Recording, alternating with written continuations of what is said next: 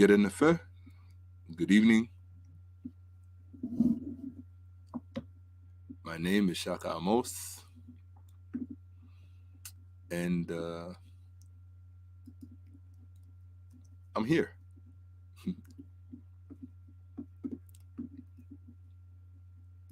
It's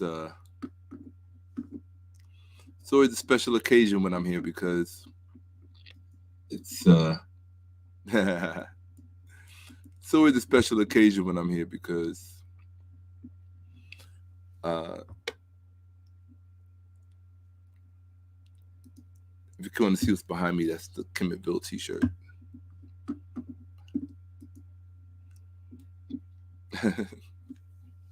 Hey, I'm just reacting to the emoji somebody put in there. They put a muscle in there. So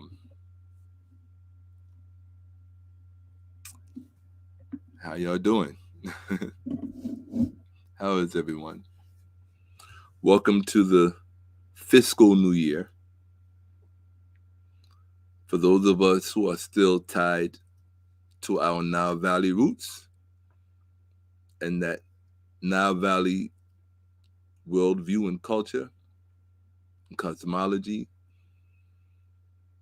um, our new year is actually in this part of the world would be September 11th, 9/11. That's our new year. Um, yeah, just in case you didn't know. So I'm going to enlarge this. Well, look, there aren't many people here, but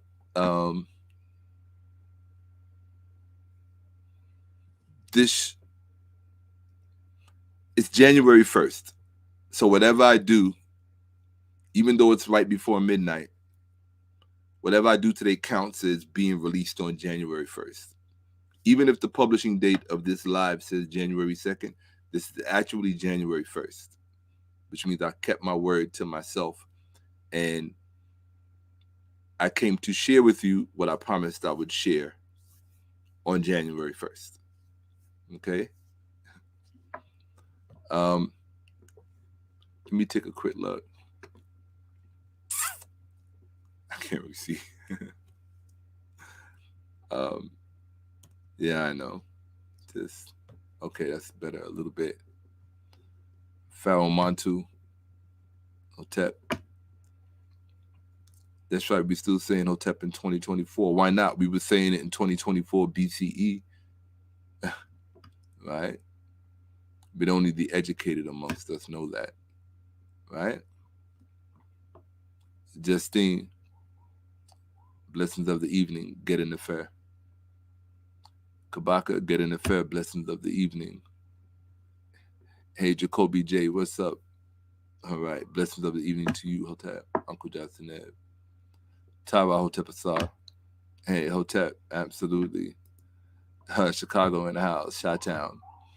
That's what's up. We got our Chi-Town Africans in here. Come on, all my Africans, come in, come in, come in. I have something to share with you this evening, right?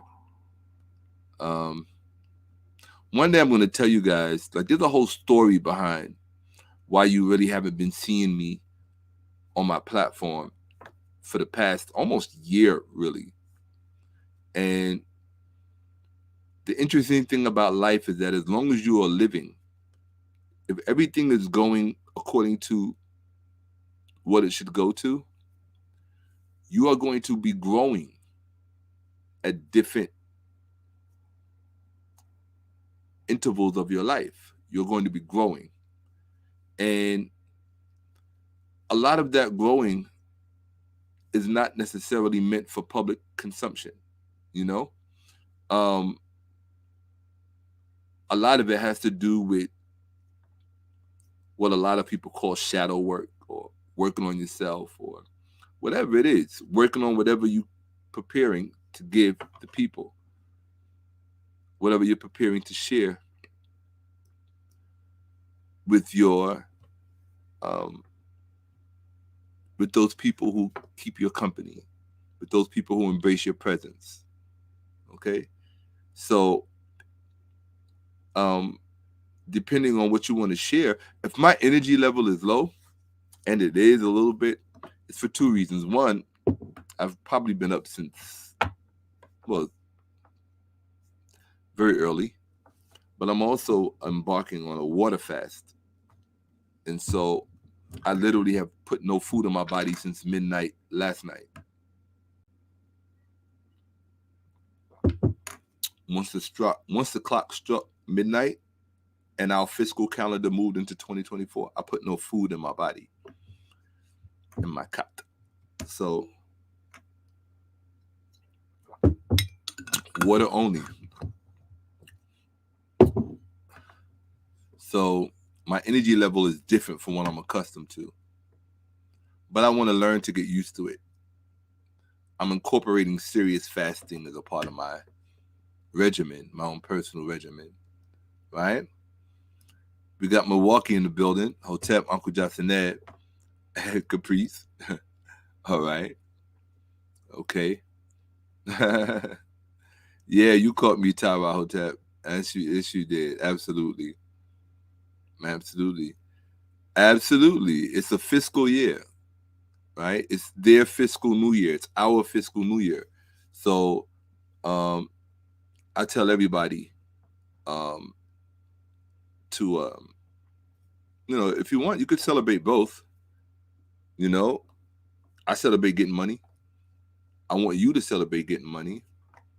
I want us to celebrate us all helping one another to get money, right? To prosper. Uncle Jacined, right? Life, prosperity, health. Okay? So, and it's in that order. Life, prosperity, health. You can't be healthy without prosperity because your health must prosper as well. And that requires consumption and lifestyle. So, absolutely.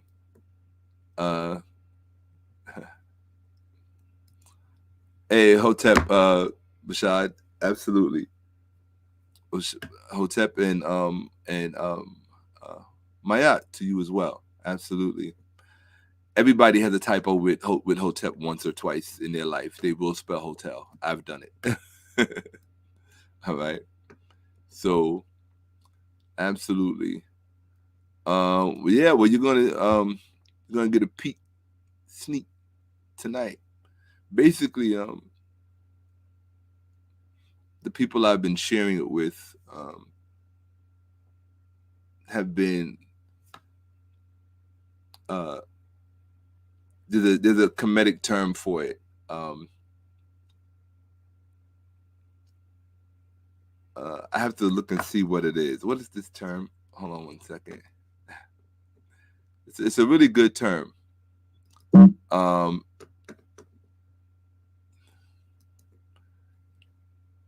Let me see. Give me 1 second. I'm just opening up something so I can get this term for you. Right. So I'm really into I truly love yes, Kemet for life and beyond. Absolutely. This life and the next one.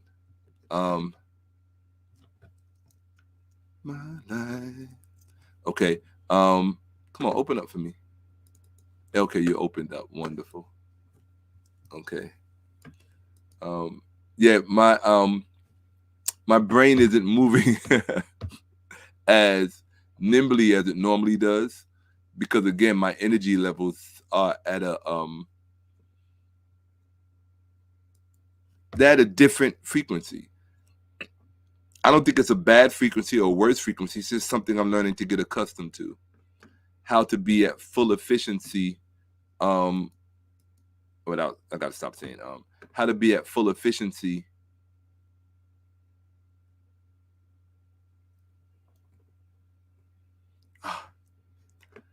nothing makes me more when I do the work and then when I go looking for it, I can't find it. It's like, really though? I'm gonna give it one more effort, and if I can't find it, then, but I'm gonna be optimistic about finding it. So I would go here. Okay. Yes, I was correct. That is the term. Um, yes, the term is Mercedek. Mercedek. So what in the entrepreneur world, there are levels to your clientele. And so your top clientele, if you will, well, without going too deep into that, let's just say that the people who I needed to share with exclusively prior to sharing with the public are those people who have really contributed in a very meaningful way to the efforts of bringing this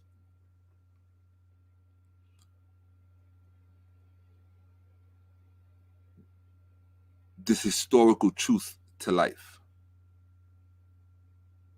our historical truth.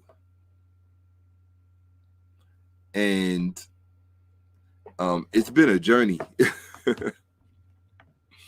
Woo! It has been a journey. And I think the interesting part is that, I don't know where the journey is going to, I can hope where the journey is going to lead. I don't know where it's going to lead, but you got to be on it to get there. So I'm on that journey, and I'm not on it alone. There are people on this journey with me, and when I tell you it's something. It's really something very special. And my biggest hope or goal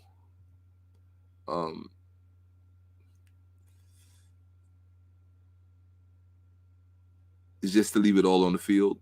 I've always liked that saying, leave it all on the field, they say this is not a dress rehearsal, this is it, So,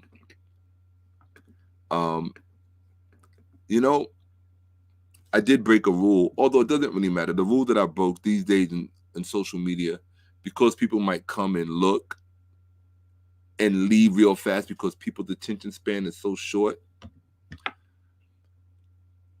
The way I look at that is, so social media rule 101 is whatever you're going to show to support and put it at the front of the video. So that way, that's just a marketing thing. Put it at the front of the video so that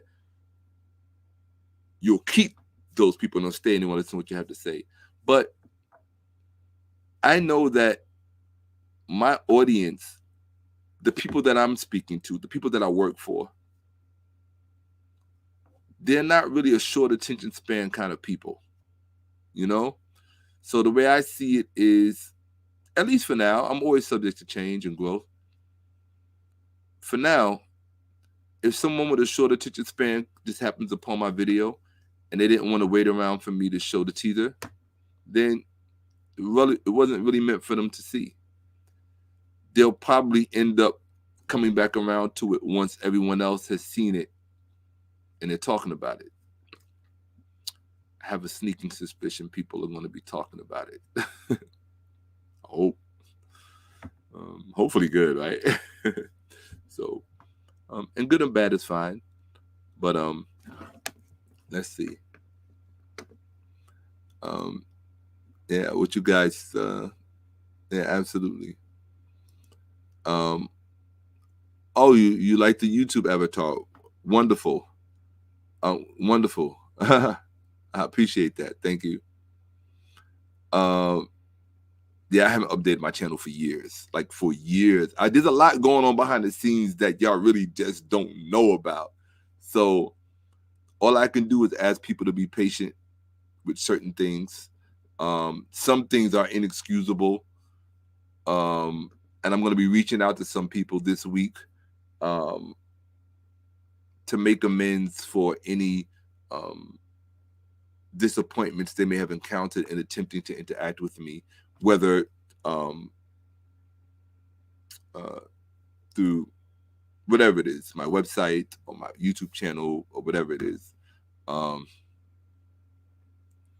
one of the things you learn in your journey, no matter what your goal, no matter what your vocation is, you at some point you learn you're only one person. you know. Um, yeah, absolutely, absolutely, absolutely. Netaket. That's how you say that. To say God body in Eden Kemet, you say Nechaket. That was the name of Zoser, the Nisut, who had the step pyramid built, the first skyscraper pyramid in Kemet. His name was Zoser Nechaket. Nechaket means God body. Okay. Shout out to Professor Reggie, Professor Mabry. Right? Absolutely. Justine Hotep for sure, for real. Okay.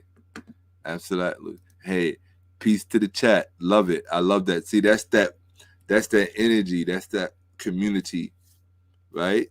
That's that village, right? So I got a new name for people who really, really rock with me like that. Like really rock with me. Like they got a Kemetville t-shirt. They got the Kemet Black t-shirt, the classic tee, right? Or, they just make sure that I can do what I'm doing. So those people, the Mercedeg, right? It means those people who love you, who are passionate about what you do. Mercedeg, right? And they show it to you. Show it to you. Show it to you.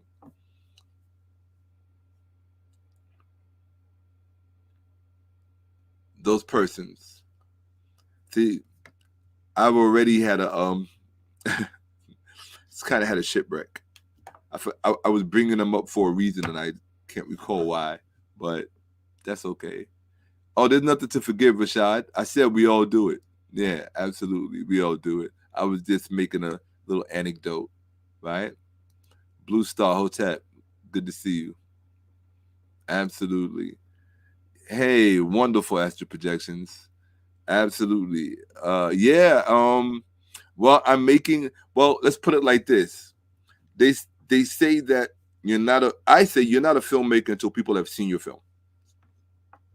Because if you just make it and no one ever sees it, for all intents and purposes, it was never made. It's like they say, the old axiom, if a tree falls in the forest and no one is there to hear it, does it make a sound? Now, we all know it's a stupid question because we all know, yes, it makes a sound.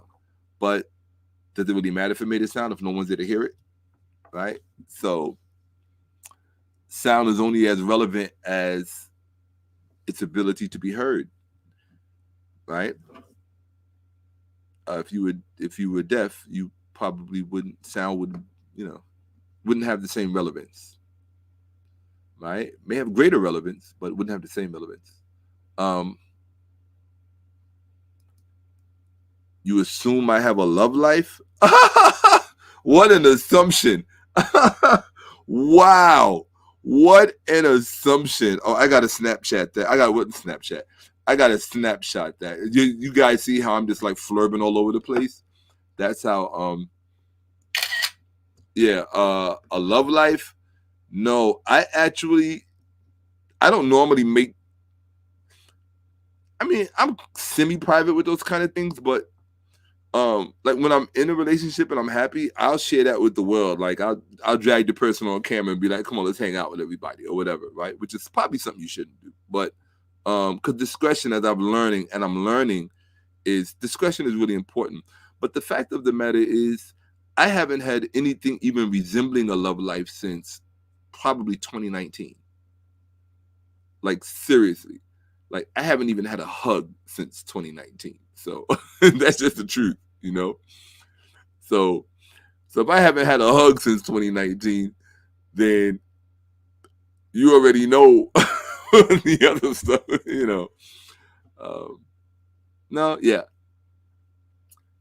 To be candid, because I know what the question is, I would say once in the past 4 years. Yeah. Once in the past. I've been busy. I've been focused, you know. And the world has changed so much in the past few years that the social reality for all of us is really kind of maybe I should just speak for myself. That's something I'm learning to do too. Like, there are some intersections where we all intersect at life and we all are sharing some things in common, like, you know, what we just went through with the pandemic and still going through with the pandemic, and other things in the world, right? Wars and, you know, all of the usual stuff. And then you have changes that people just go through naturally because they're going through their stages of life, right? That part doesn't stop. And then there's your things that you're working on. So with all of these things converging on you at once, it's like, the only, you know, for someone like myself, the only way something like that could probably even happen would be, it would have to probably be with someone that I'm working with, you know?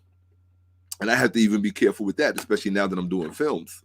You know, you don't want to get caught up in all Harvey Weinstein stuff or that kind of thing. So, yeah, it's just, you know, I don't see how it could happen. So, you know, it's not a concern. But that was a really interesting question, or interesting statement or presumption that you assume I have a love life. No. Yeah, I do have a love life. This Kimmettville. That's how I should have answered that question from jump. So you can tell I'm moving slow. Yeah, I do have a love life, and here it is, Kimmettville. First thing on my mind when I wake up in the morning, last thing on my mind before I go to sleep at night, and on my mind while I'm asleep, Kimmettville. If you ain't talking Kimmettville, I don't hear you. And that's real. Like, that's real, you know? Absolutely. See? Being online is not reality. Well, the truth of the matter is that it's the reality for most of us today, especially if you are an entrepreneur. And I've just discovered a new word that applies to me. I'm a filmpreneur, right? A filmtrepreneur. So the filmtrepreneur, which is just another way of saying entrepreneur, but evoking the vocation that I've embarked on. We do spend a lot of time online. And in fact, that's what most people are discovering, that being a professional YouTuber, like, you have to really change your concept about that, especially if you're doing it. Most people think it's a hobby thing, or they think, nah. Once you really start to study it and you see what it's all about, it's a full-time job. In fact, it's more than a full-time job, because you probably have to do more work, a lot more work. You have to market, you have to promote, you have to learn new skill sets. You have to always be increasing your skill set because technology is constantly changing. So, you know, yeah, it's reality is not, being online is not reality. For many of us, it is, fortunately or unfortunately. But I look at it like this. Either way, Justine, as far as I'm concerned, whether online or offline is my reality, I just want it to be to your benefit. That's what matters to me, right? Because at the end of the day, you know, I was thinking about something this morning. I don't know what made me think about it.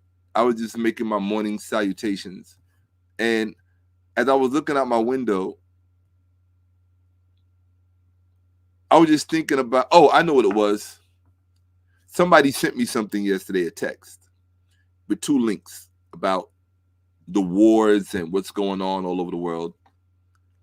And in both of the videos they sent me, the persons had really powerful messages. And it just got me to thinking that a lot of times people say, we place a premium on action, but sometimes a powerful message is enough. And when you get a bunch of powerful messages together, or a bunch of people sharing that same powerful message and speaking it, it can create change. And so it forced me to ask myself, what's my message? Right? What's my message? And you just got me thinking about that with your statement, being online is not reality. It's our reality. We're sharing its reality right now. Right? You're there, I'm here. This is our reality right now. And it's not an easy adjustment for a lot of people to make, you know? Facts. Absolutely. 70 hours. What? 70 hours? The longest I've heard is 83. Wow. You up there. Wow. Justine, wow. 70 hours. I'm on 24 and I'm freaking out.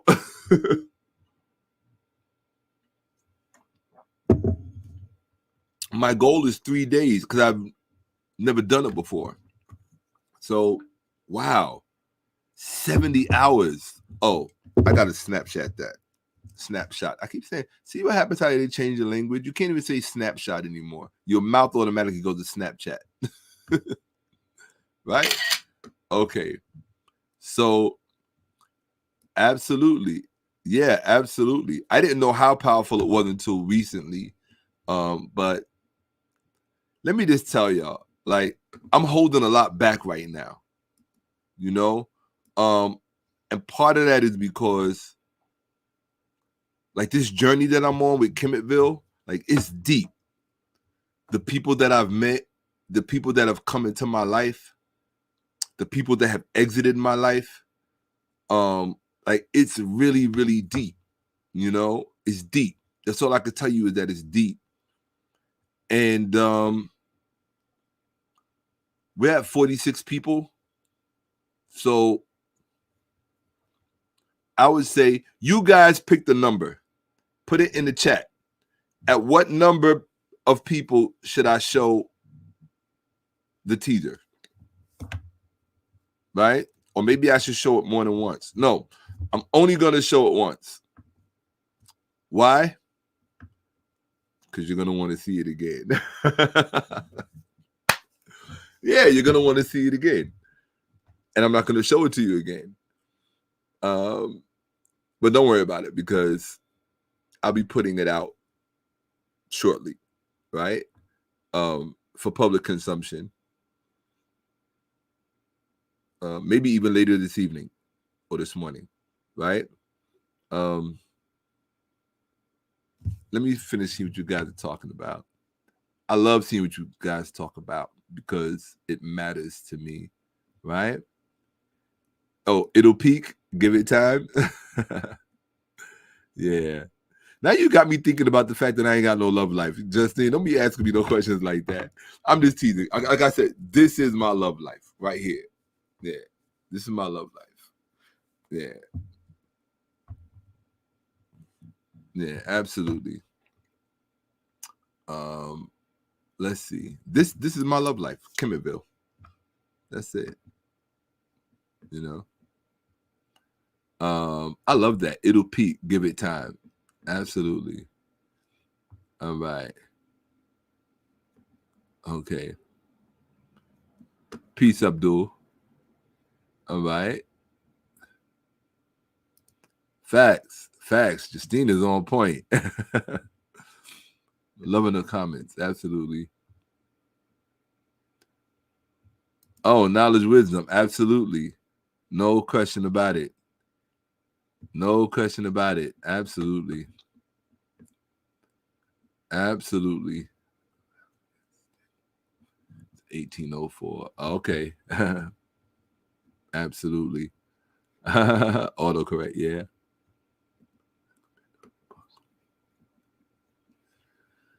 Can I recommend a book on the 11th, 12th dynasty, Nishut Kings? I can.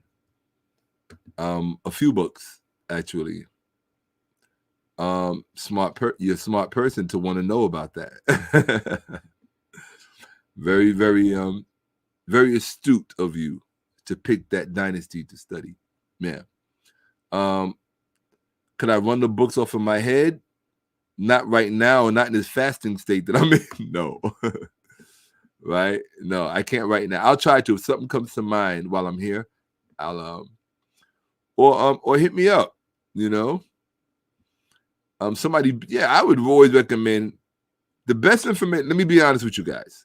Because I'm so busy doing what I'm doing with film, the best information that you're going to get from me is booking a session with me. Like, just book a session with me. You'll have me to yourself for 30 minutes to an hour, depending on, how much time you get. But even if you just get the 30-minute session, like, there's so much, because when you book me, you get to list what your questions are. So when I show up, everything is there, man. It's like winter solstice morning, But for real, that's what I would recommend, because the moment my eyes are off of this, I'm back in Kemetville. I'm like, whatever it is, it's got to be Kemetville, Am I advising Mr. Imhotep? No, I'm not. I like his work. Yeah, I like his work. I appreciate his work, but I'm not advising him. At some point, perhaps, maybe I hopefully have given him some inspiration to do what he does, so he doesn't feel all alone, and none of us should really feel all alone. Like, there are a lot of people in the Kemetic community that I admire, and they don't even know that I admire and respect them. Like, really, because there's so many camps, people camping up. Like, I give a lot of people a hard time, only because it's fun sometimes. It's just something to do. But truthfully speaking, one of the things I've had to learn is that just like in life, everybody gets in where they're fitting. Everybody's not supposed to be at the same place in their understanding of something, right? If you just go back to Kemet itself, do you think everybody in Kemet had the same understanding about Kemet at the time when Kemet was actually in existence? No, they didn't. It's like in life today, we all live in the same country. Let's just use America as a country. Oh, those of us who live in the USA, right? Because some people might not who are watching. But for those of us who do, or no matter where you live, you could live in South Africa. You could live in Kenya. You could live in wherever. All people in the same place don't have the same understanding about the place that they live in. Because life is stratified like that. And there's hierarchy, right? So it can't look the same to the person on the bottom as it looks to the person on the top. So we got to stop being so hard on one another when somebody else takes a different approach to a subject matter that you may love. Like, I've had to really learn to be patient in my heart and in my mind with those Kemetic community people that are like what I call spiritualists, right? I have my gripes and my grievances about their approach, but if that's their frequency and that's how they relate to it, then that's where they fit in. And I have to be able to accept that about them without making a blanket judgment call about them. Sometimes it's a little challenging for me because the level of my studies is a little bit more intense than most people might realize, know, or appreciate or understand. And so I can't expect to look across the table from me or be in a conversation with someone who has my kind of breadth of, who has my perspective, put it like that, who has my perspective. I didn't want to make it a greater than or lesser than thing. So yeah, who has my perspective, But what I can do through Kemetville is I can share my perspective with you in a meaningful way, right? So let me keep going down here to no, but yeah, I yeah, and I'm hoping Mr. Imhotep will show Kemetville some love, you know.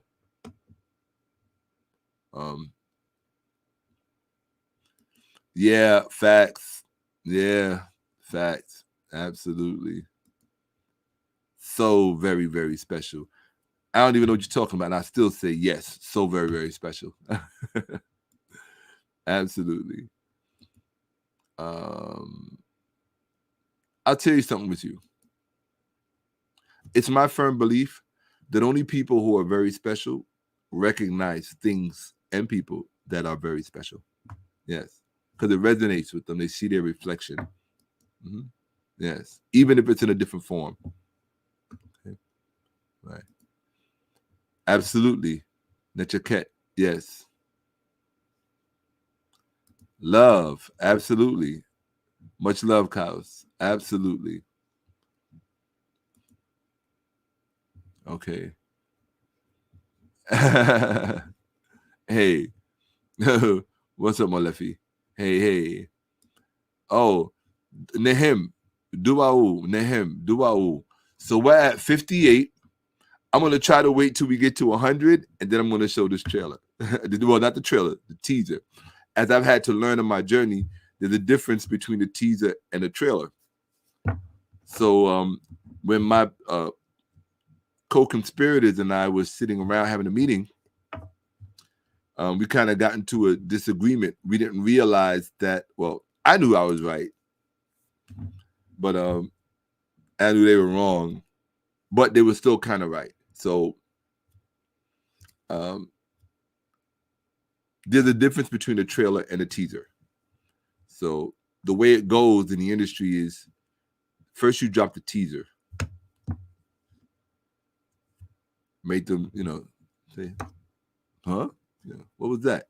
So you drop the teaser. And then after you drop the teaser, you drop the trailer a few weeks later. A few weeks after that, you drop a longer trailer. A few weeks after that, you drop a wide trailer. Now, that's if you're doing a feature film, right? The Last Night of Asar, which is the name of my film short, is not a feature film, it's a film short. I've always preferred the term film short as opposed to short film. I don't know why. I think film short just sounds more avant-garde, more boutique, nouveau. I don't know. Artistique, right? Oh God, let me not do a French impersonation. I have no love affair with a French accent.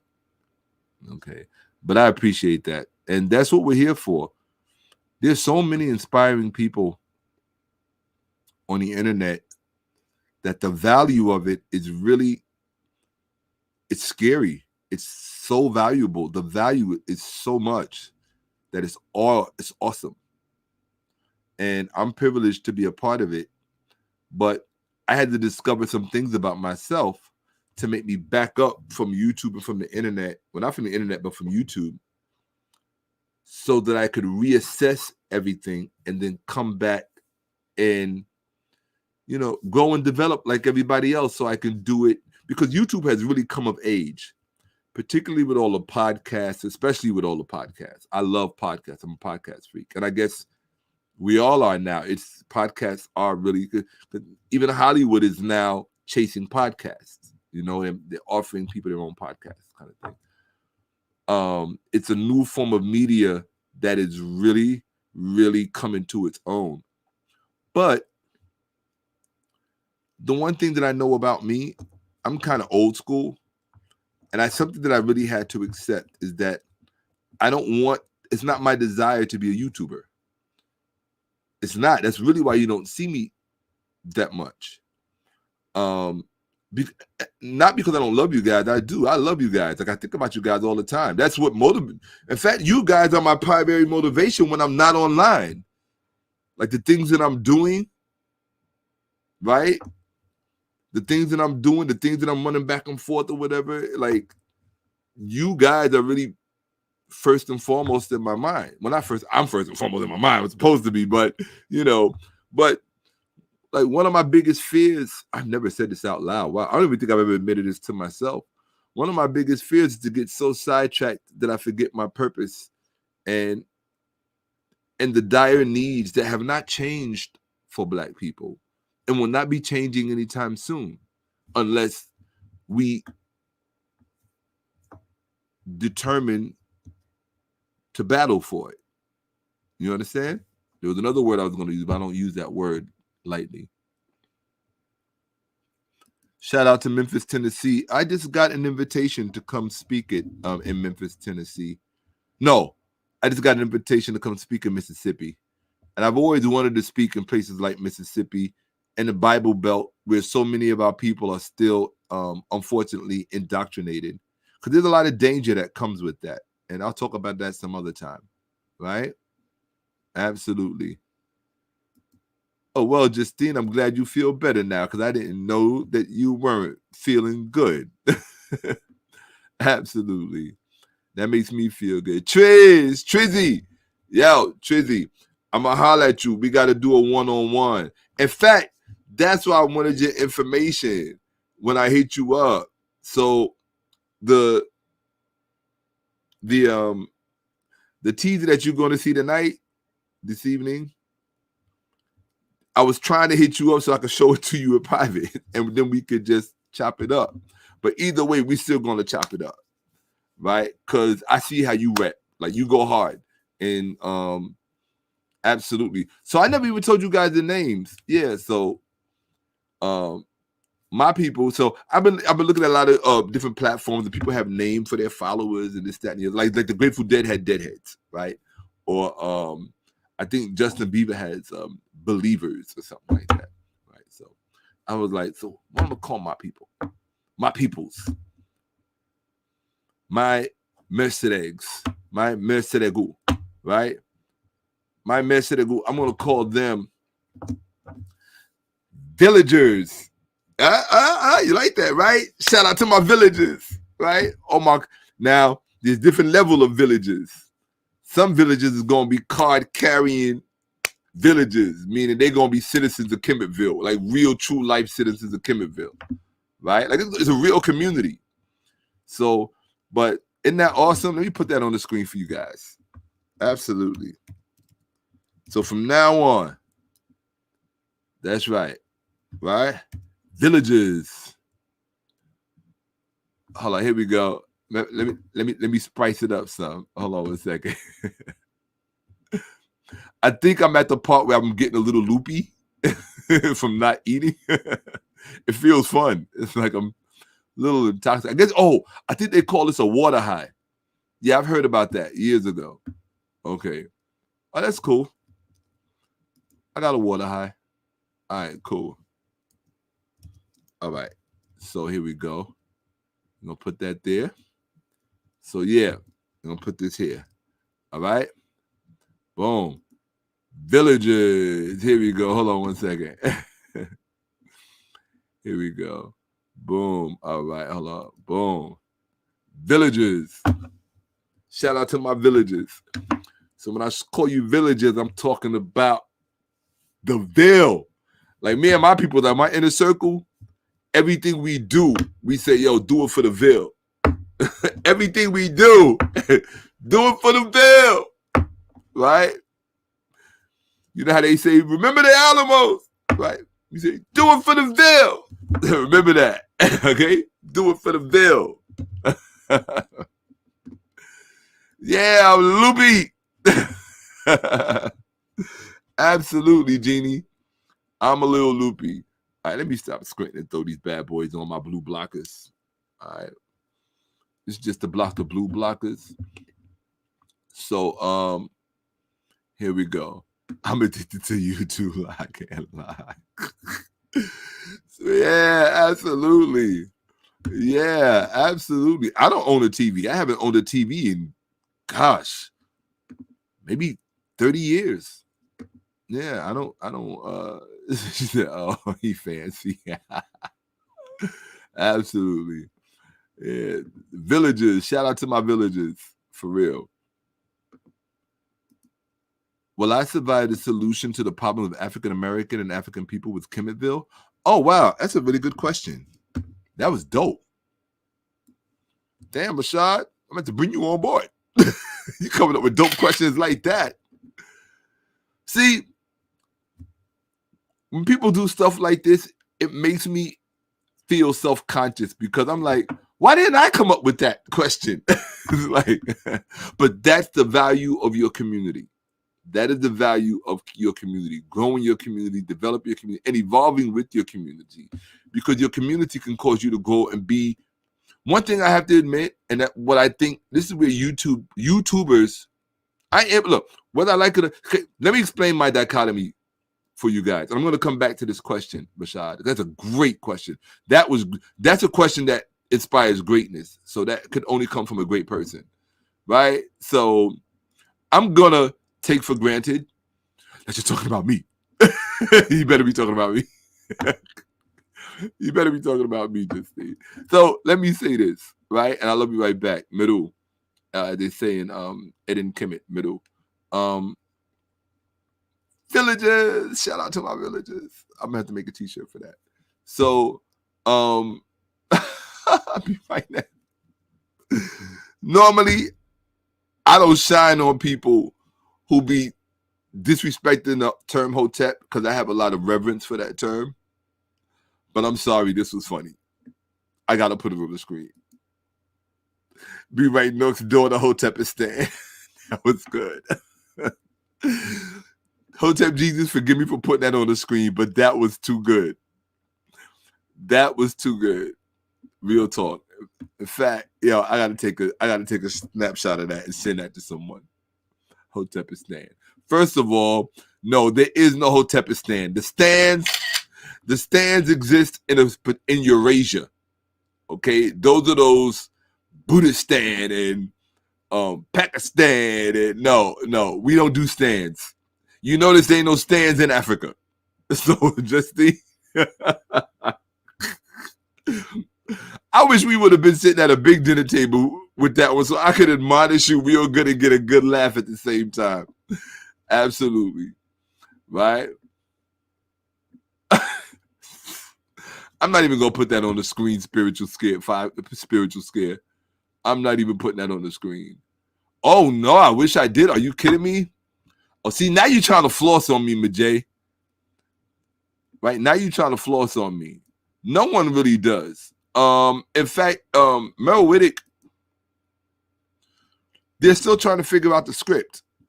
They've made a lot of headway. So there may have been some evolution in the linguistics of Merrill Whittick. I wouldn't doubt it if there were. Right? I'm kind of looking backwards. Love and happy. Exactly. Love and happy Gregorian calendar New Year, everyone. Exactly. Just remember what New Year's it is and whose it is. Absolutely. Fancy. Just cracking me up. Fancy. Absolutely. I love that. Was such a dope question.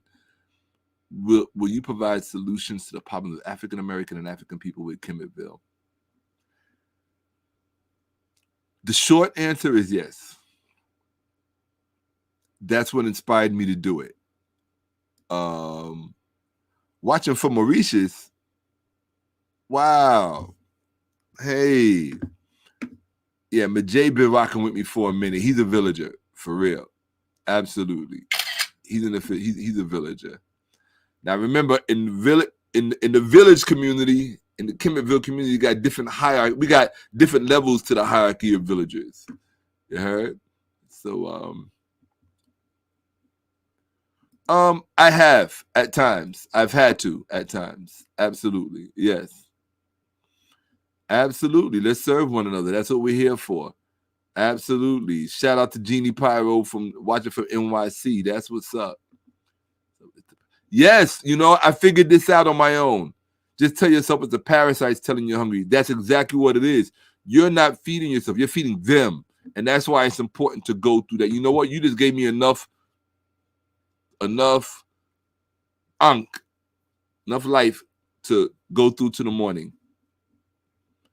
And if I can go through to the morning, then I'm gonna try to make it through the rest. I'm gonna make it through the rest of the day on water. Absolutely. Oh, wonderful. Since 1991. Oh, yeah, absolutely. It'll be a great conversation.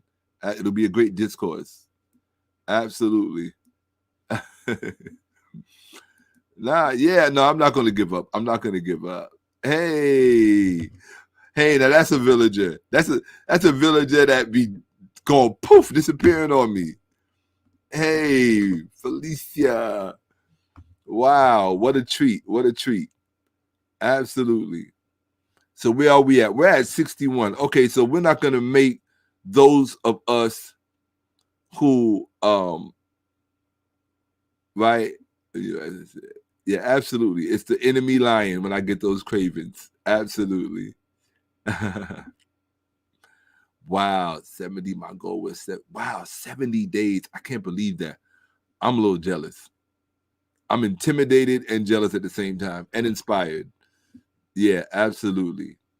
Okay, good. Absolutely, write it out. Loopy brings clarity. I hope so. I'm Kemet Villagers. Kemet Villagers. There it is. Absolutely. To my Kemet Villagers. I like that. Kemet Villagers. Yeah. There it is. Boom. A true Kemet Villager. Thank you for that photographing. And we seen you for a minute. Absolutely. Hey. Absolutely.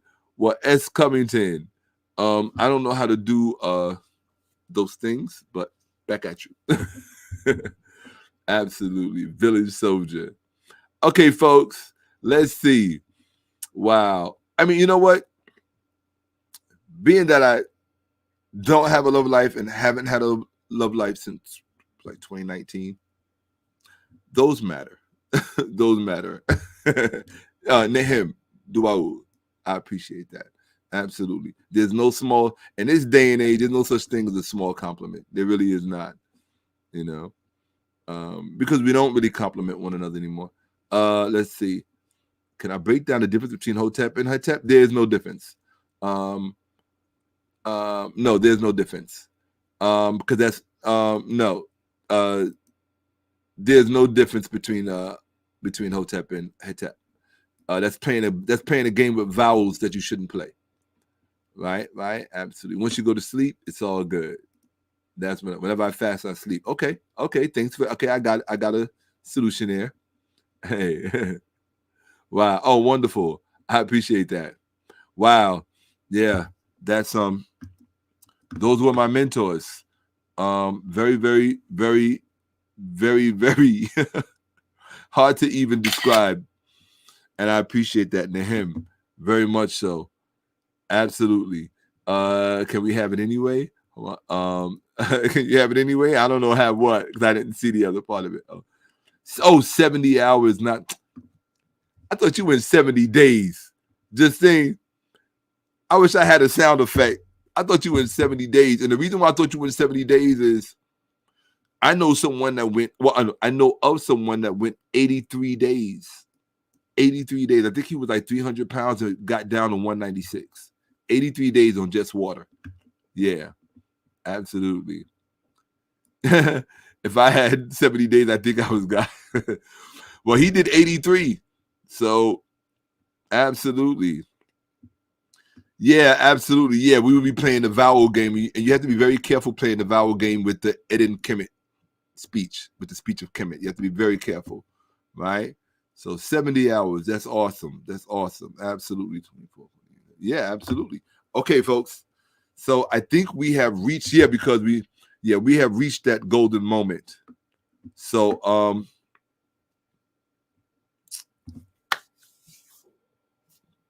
it's going to be very short. I'm telling you right now, it's going to be shortly. So, so are y'all ready? Okay. Here we go. This is it. I am going to show you. I'm going to share. So I don't like to admit like how nervous I be. I had to use Ebonics. How nervous I be.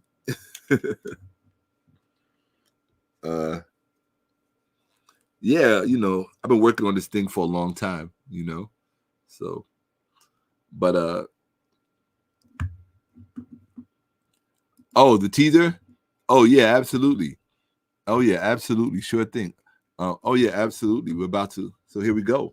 Actually, I'd be nervous too. Yeah, I'm nervous. You know what it is when you spend so much time with something and you dedicate so much of yourself into it. You kind of like part of you wants to just keep it to yourself or within your circle, like, here's this thing, but it's like it wasn't made for that. It was made for us. Okay, so here we go. I'm gonna do something I don't normally do. Let's see. I'm just gonna come right here and let's see. Let's grab it here. Yeah. I'm gonna use a part of StreamYard I don't normally use. No point. Right. Okay, here we go. So I'm using the part of StreamYard that I don't normally use. But I'm doing it for a very good reason. So, yeah. Yeah, absolutely. Am I hard on myself? Oh, absolutely. Oh, yeah, absolutely. I'm very hard on myself. That's probably why I'm hard on people. I'm hard on people as well because I always tell people, if I'm hard on me, well, I'm be easy on you, right? I don't know. If I'm hard on me, I gotta be twice as hard on you. Well, I'm twice as hard on me. So, okay, here we go. I like that. Let's do it. Okay. And then I'm going to talk about it. Here we go. Present.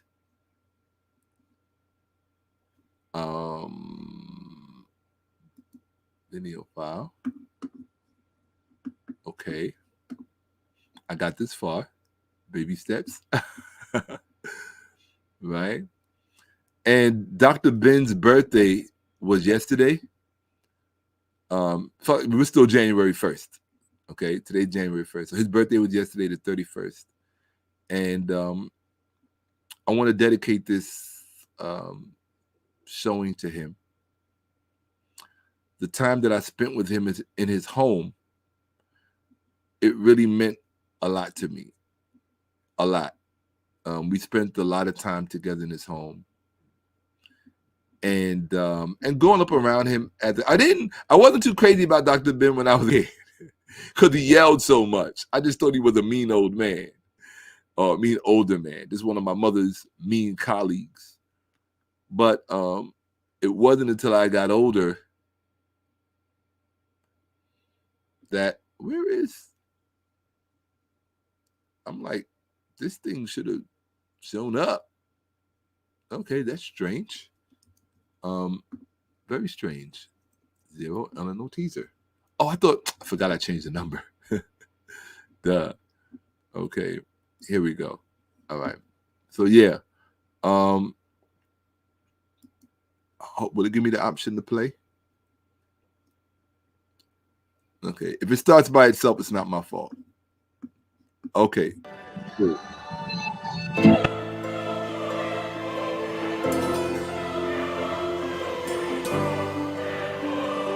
Shit.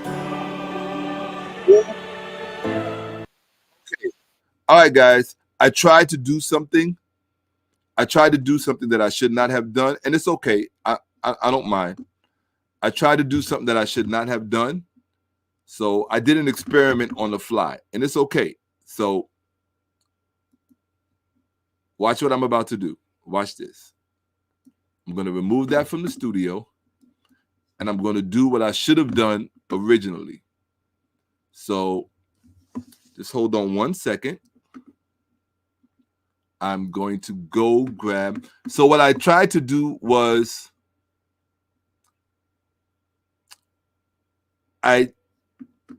that's strange though. It shouldn't have done that. But I tried to show it in a larger file. Just experimenting. I'm doing a lot of experimenting lately. And sometimes I'm just experimenting on the fly, like whatever, it doesn't really matter. But so, and my brain is moving kind of slow too, so that's not helping. That's really not helping. But hold on one second, guys. Don't worry about it. We're fine. We're okay. I just have to remember where everything is because my brain is moving really slow. Okay, I found it. I'm there. I'm going to grab the file that we need so that we can get on with this. Here, oh no, not that one. All I want is no dot moves. I just want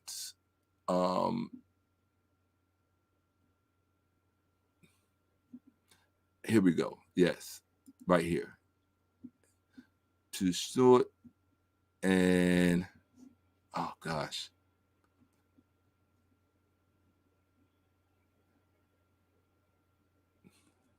Hold on, folks. Yeah, my brain is moving really, really slow. Really slow. Last night more. Okay. Well, hold on a second.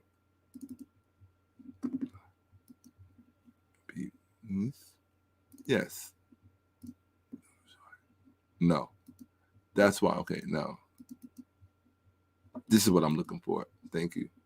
Oh, got to go in there. Right. And then go in here.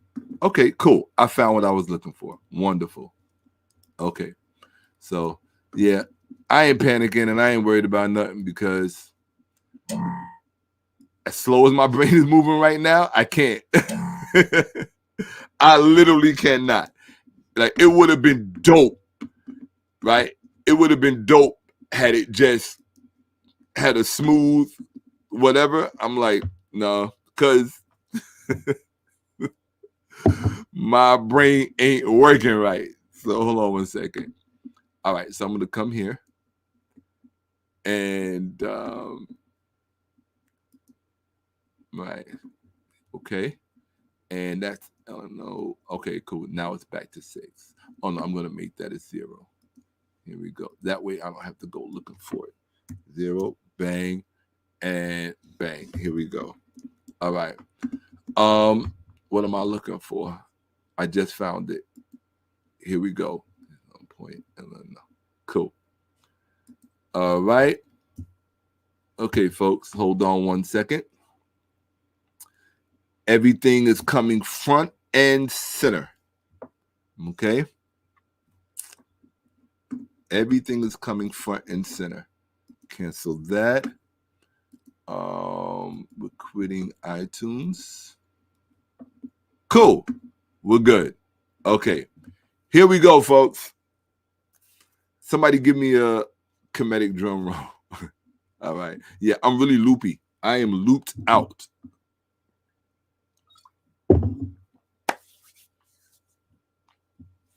Here we go. So again, this is dedicated to Dr. Ben. His birthday was yesterday.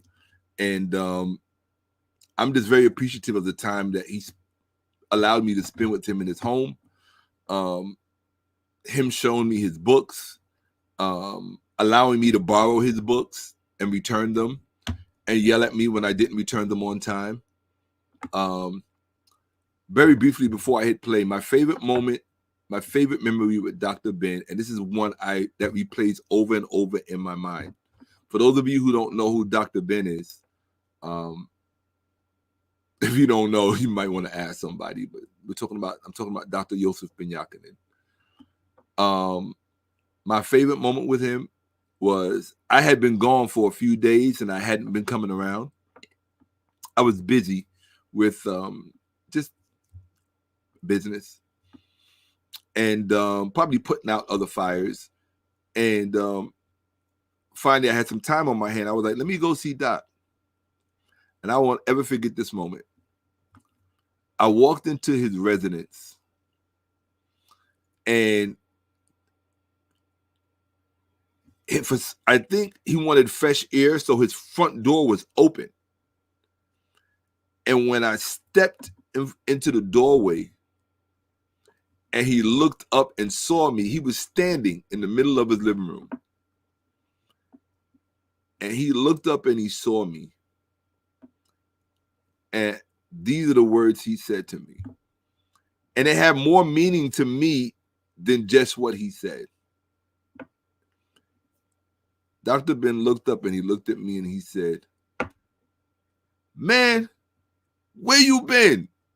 I've been waiting for you. So to have someone like that look at you with all of the meaning that he gave to our lives, to have him look at you and say those words, man, where you been? I've been waiting for you. Very powerful. And I won't ever forget the image of him standing there and the energy with which he said it. He was very vociferous when he said it. And it caught me off guard because I wasn't anticipating that. I wasn't expecting it. So I just wanted to share that with you before I press play. So here we go. This is it. This is the teaser, the first teaser for the last night of Asar. And Uncle Johnson Hotep, see you in a second.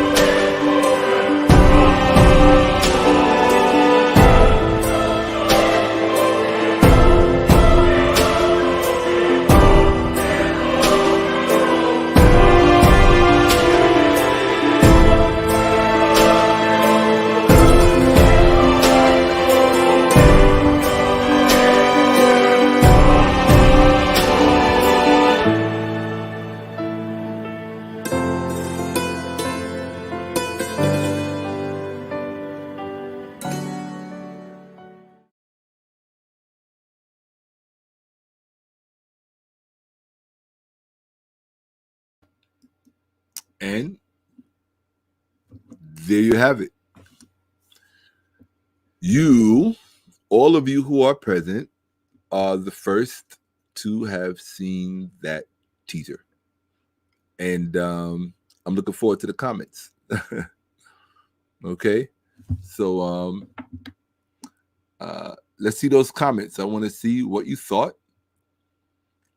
How did it make you feel? And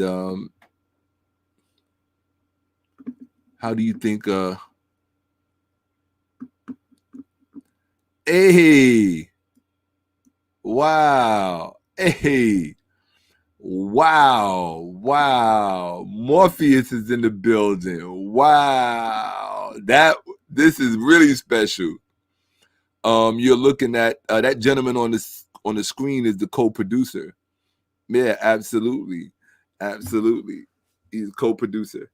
And yeah, he was very instrumental in helping what you just saw come together.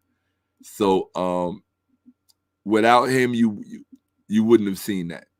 So shout out to Mr. Morpheus, absolutely, and to nephew, pulling for him, right? Okay, let's take a look. I may play it one more time. I don't think so though, right? But that's what I'm talking about right there. So if you hear screenshots, I just have to get as much. I have to call material. Justine, I feel the same way. I really do. I feel the same way. And that's because you all deserve it. It's like no one. I don't get it, but I'm not going to even go down that route.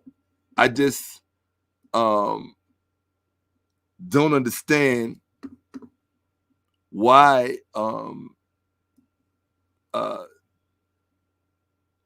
well, why it's not important. All that matters is that that's a Kemetville production, by the way. The Last Night of Asar is a Kemetville production. So it's part of the Kemetville world. I'm going to be doing a presentation where I'm going to see. All right, here's what's really hard. You want to share things with people to keep them interested. But you have to be careful that you don't share too much, because there's always a no good doer out there looking to abscond away with your IP. So you have to be careful what you share and what you don't share. So the only thing I would ask you all is to be patient with me, even though it might seem like I'm not sharing a lot, I'm not giving a lot. In time, you'll have everything. And I just need you all to stick with me and stick by me through this journey, because it's not easy, right? It's not easy. And you see how these people get up in arms anytime we do something that realigns us with our history. Now, the reason, I thank you so much, Taba Hotep. I appreciate that very much. So, a lot went into it. A lot went into it. Like, y'all don't even know. Like, when I tell you y'all don't know, like, y'all don't know. like y'all do not know. Why you think in my last presentation, when I was doing the African origin of theater, I don't know how many of you noticed, but I was falling asleep on camera. Right? So every time you see me and I'm tired, it's for a different reason. Tonight it's because I'm fasting, right? I haven't eaten food in 24 hours. No food has touched my body in 24 hours, literally, as of an hour ago. Now I'm over 24 hours. I'm 1 hour over 20. Wow, I'm over 24 hours. Just water. Cool. But the last time when I was doing the African origin of theater, my last presentation, I was falling asleep because I was just exhausted. Like, I was really, really tired, like just getting things ready. Like, I was really, really tired, and your comments mean the world to me. They really do. And this much I can promise you, that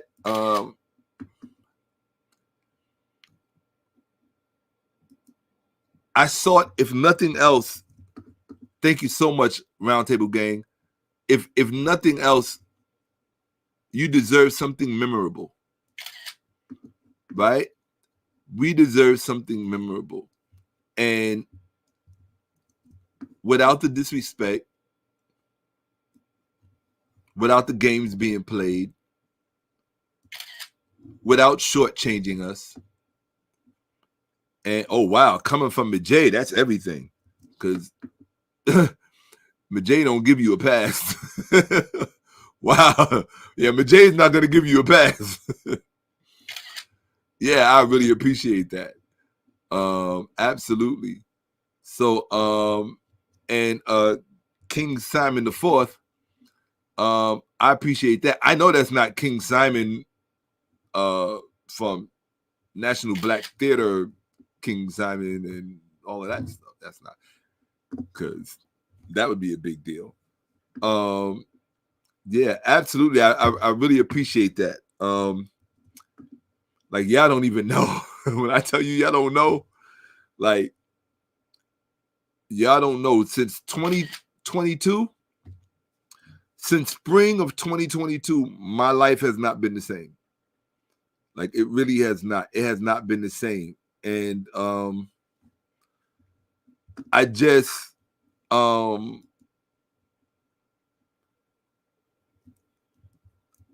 feel like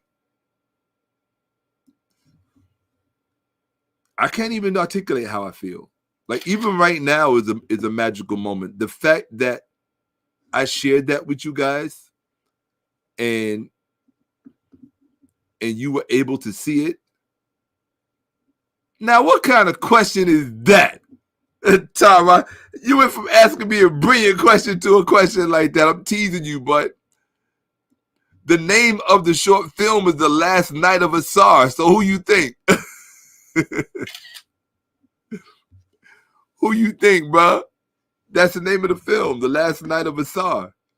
You know? I love that. I love that. I love that. Absolutely. I love that. That right there. Yeah. Absolutely. Absolutely. Like, y'all don't even understand. Now this is funny. You know why this is funny? Why this post right here is funny? Like I told you, you're looking at one of the co-producers. So the first thing that I had to show publicly was in a meeting with him and our other co-producer and our other contributor, rather. Well, yeah, I have to say our other co-producer. And the two of them basically ganged up on me and beat me up. It told me that the trailer was too long. So, like, I mean, it got ugly, people. It got ugly. But I know vis-a-vis professionalism, you have to put your artist in you to the side. And part of being a great leader is listening.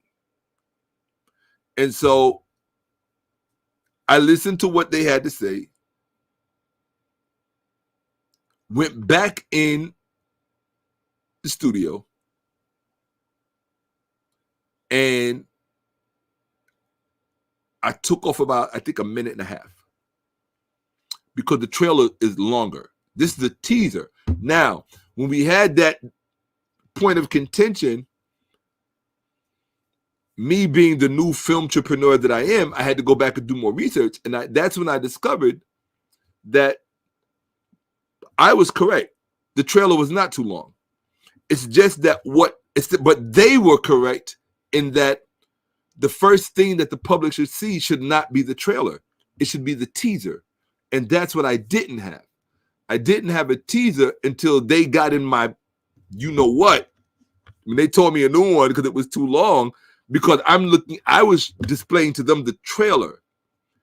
And I'm expecting them to, oh, Shaka, we loved it. Like everything you guys are saying, right?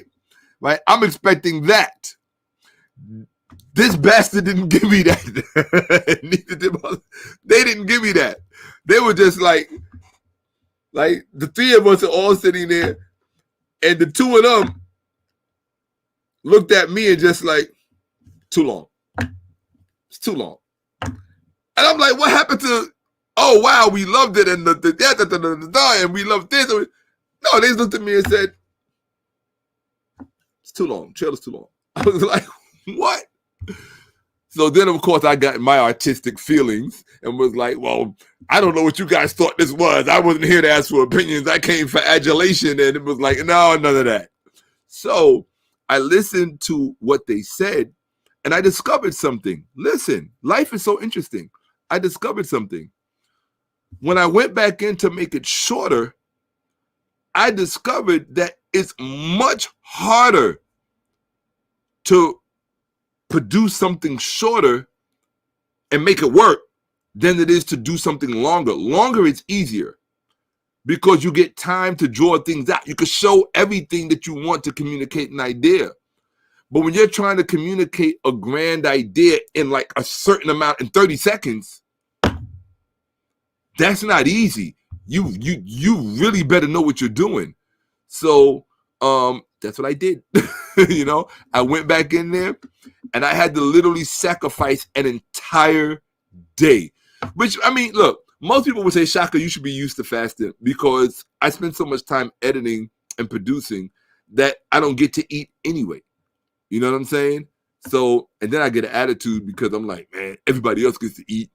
I haven't eaten anything, right? So, But yeah, but the only reason you guys even saw what you just saw is because this co-producer and the other co-producer, we're gonna call them assistant producers. The other two assistant producers,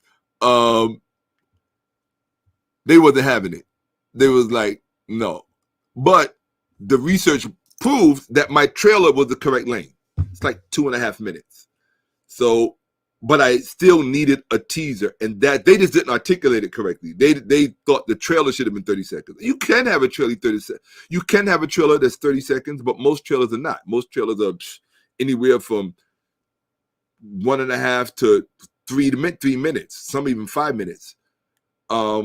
So my trailer was the proper length, but what I didn't have was a teaser, and it was them taking no shorts, if you pardon the pun, them taking no shorts and putting up with none of my crap.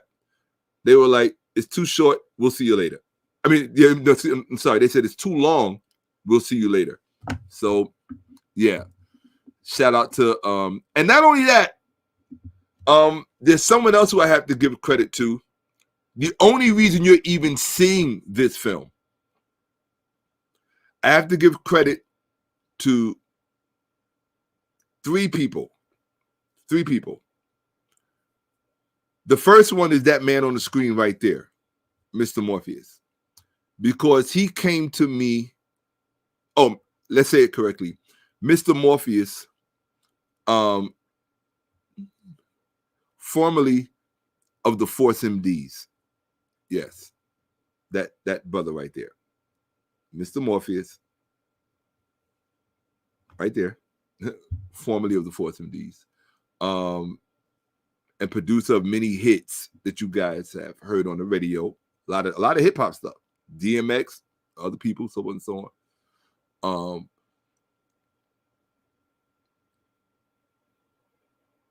He approached me years ago in 2017 and said to me,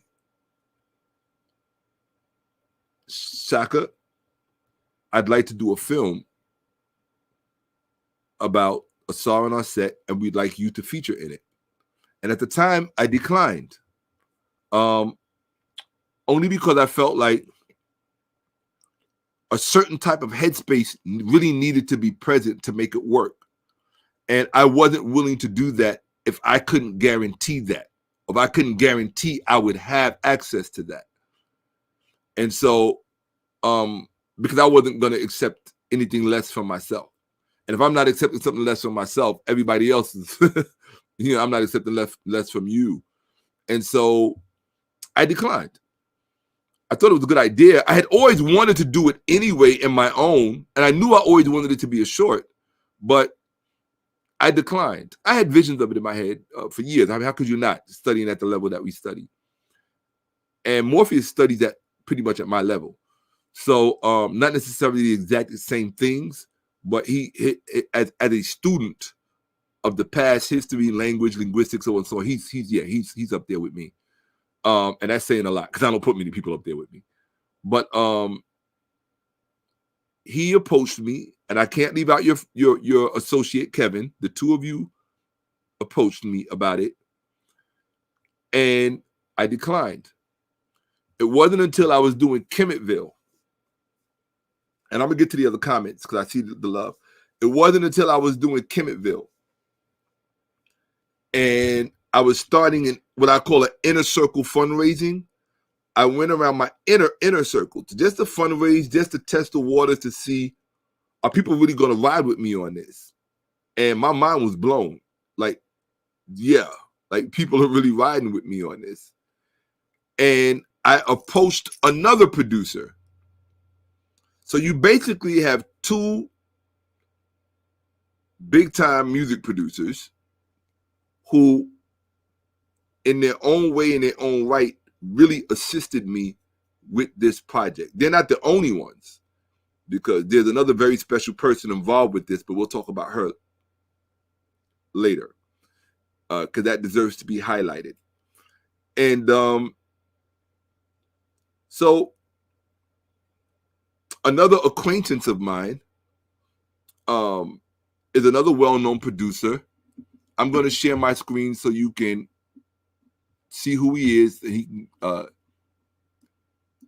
get his props, deservedly so. Let me hit present, share screen, select window. I think I have to upgrade my StreamYard to get it back to do what it used to do. But share entire screen, allow. I'm going to come here so I can be a part of it, right? So this person right here,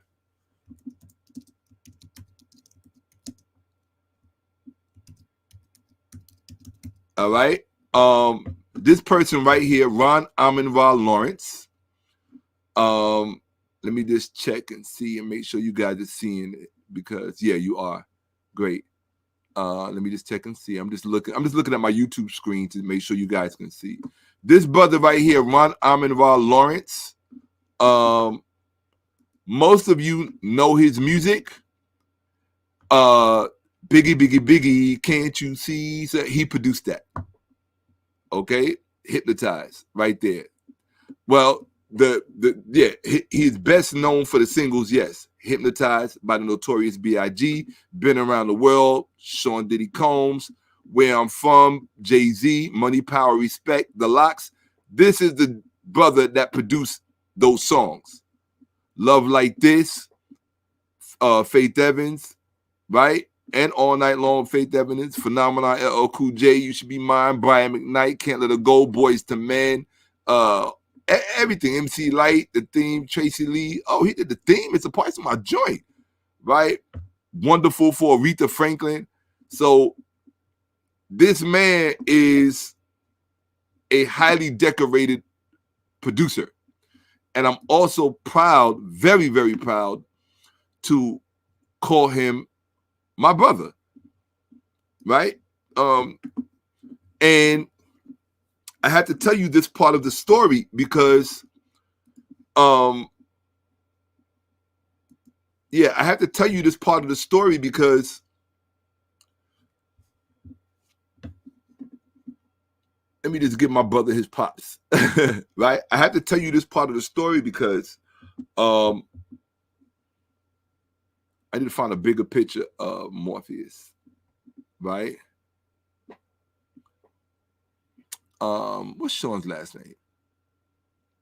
I can't even think of it right now because my brain is slowing down. It's very slow. But let me deal with this brother for a minute, because I talked about Morpheus already, and I will continue to talk about him because he's going to continue to get his accolades. This brother here, what made his involvement in it so special, and then I'm going to go into detail eventually about what Morpheus's real involvement was with all of this, because it was multi-leveled, multi-layered. This brother here, he's the one that brought me back to the table of doing a film about Asar and Asar. When I called him, when I was doing the fundraising for Kemetville, I wasn't even thinking about doing a film. All I was thinking about was my web series, Kemetville. And when I approached him, when I told you I was doing a fundraising during my inner circle, I was also doing crowdsourcing, meaning that looking to my inner circle to see, all right, I'm not coming to you for money, but you might have connections, you might have ideas, you might have mentorship for me, something. So when I approached him, and he follows my work, so that's an important part of our relationship. Certainly it is for me, that I'm honored to have such an esteemed brother, an individual in his own right, pay attention to what it is that I do. And I'm blessed enough to have, there are a number of people who follow me in that vein. But some really stand out in my mind and in my heart, in their own right. And Ron Amin-Ra Lawrence is one of them, just as Morpheus certainly is. And so the other person who I haven't brought her name up yet. That's such a special occasion that I want to devote. I really want to devote a presentation, a real behind the scenes presentation where you see who everybody was involved. But just showing that and seeing that how much you guys loved it, I wanted you to know that when I went to him for crowdsourcing, his response to me was, he said, well, Shaka, I've always wanted to see a film about Asar and Aset. That's what I want to see. And then he said something that was brilliant. He said, and this is marketing 101. He said, and I said to him, I said, I said, somebody else mentioned that to me. I was talking about Morpheus back in 2017. I declined. But then Ron said something that was brilliant. Ron said something that was brilliant. He said, why don't you, he said, do the film, Asar and Aset, do the film, and then use the film as an ambassador for the web series to get people interested in the web series. And I said, that was brilliant. So he gave me the cause and the impetus to do the film. Whereas before I was hesitant and not really felt prepared, Ron's idea to do that in order to put some gasoline and fuel behind the web series, I thought that was brilliant. And I had to do it. So Amenwa, Uncle Jaseneb, Nehem, Duaou, had to give you that. And without saying, when you see the role that Morpheus played, y'all wouldn't be seeing this. Y'all would not have seen what you just saw if Morpheus had not gotten involved. Because Morpheus' perspective was simply, oh no, this is getting made. Like, yeah. Morpheus just like, oh no, this is happening. So very, very very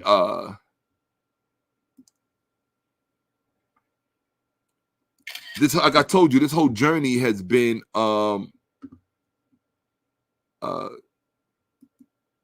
deep, like really deep. Like this whole journey has been really deep.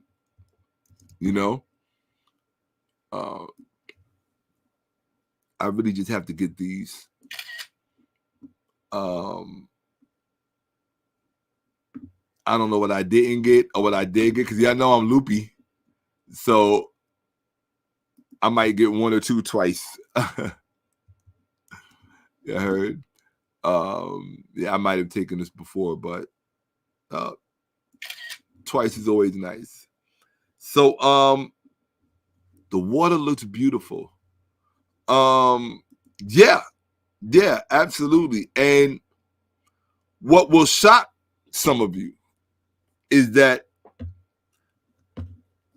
you would be shocked at how much of that was actually shot in Kemet. You would be shocked at how much of that was actually filmed in Kemet by this team. Yeah, absolutely. Well, hey, you only just saw the teaser. It's just the teaser, right? It's just the teaser. Boom. It's just the teaser. That's all it is, right? Absolutely. So, I don't watch movies only when my family wants to. That's what's up, right? Hey, that's what's up. Well, I got a surprise for you. I don't know if it's up right now. Let me take a look. Hold on one second.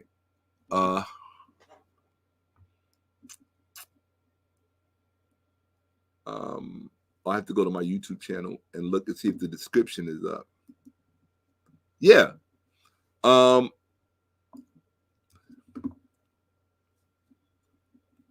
Let's see. Okay. So it's not in the description. So before I leave, I'm gonna tell y'all where y'all can go watch it right now. Before I leave. Okay. I'm gonna tell y'all where y'all can go watch it. I'm gonna tell you all the villages, especially being that y'all villages, y'all Kemet villages, right? Villages for short.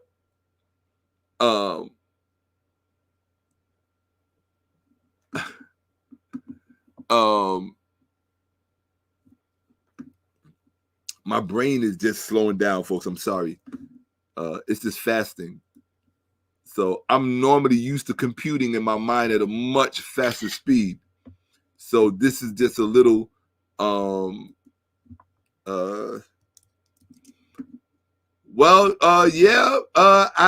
would say that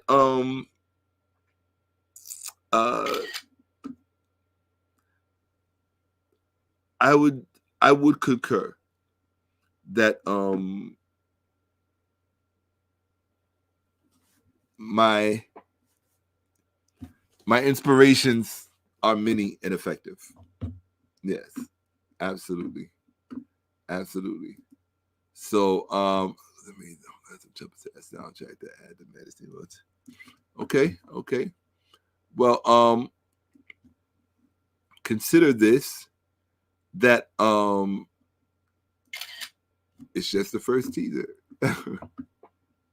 It's just the first teaser, right? Facts. And then, one of the things that really disturbs me a lot are, when they finally do decide to cast a black person in a setting of ancient Kemet,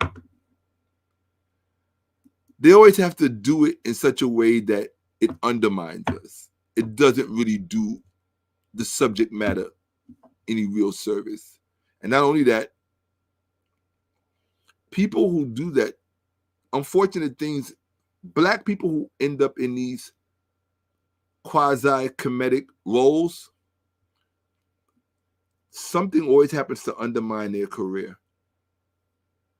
I wasn't going to say this, but Jonathan Majors was supposed to play a pharaoh in this upcoming Avengers or Marvel film, Kang or whatever. And just like everyone else, every black man who throws on a Nimbus and a Wasket in Hollywood, their career gets destroyed right before or right after, without fail. And people don't pick up on the pattern. So, just letting you know. Absolutely. Okay. What dynasty are we repping in that short tease?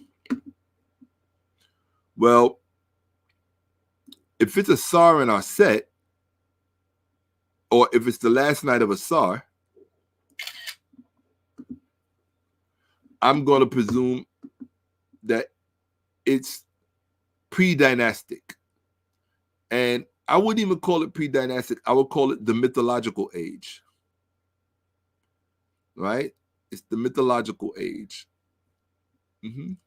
Yeah. Because that's the setting in which the story takes place, in a mythological age. Okay?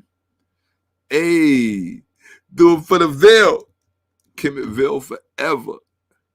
Hey, you see it got short, Morph. You see it got shortened the way you wanted it. Right? And I couldn't believe, hey, longevity. That's what's up. I don't even know what you're talking about, but yeah, I'm with that. Absolutely. So, yeah. I'll take that one. Cool.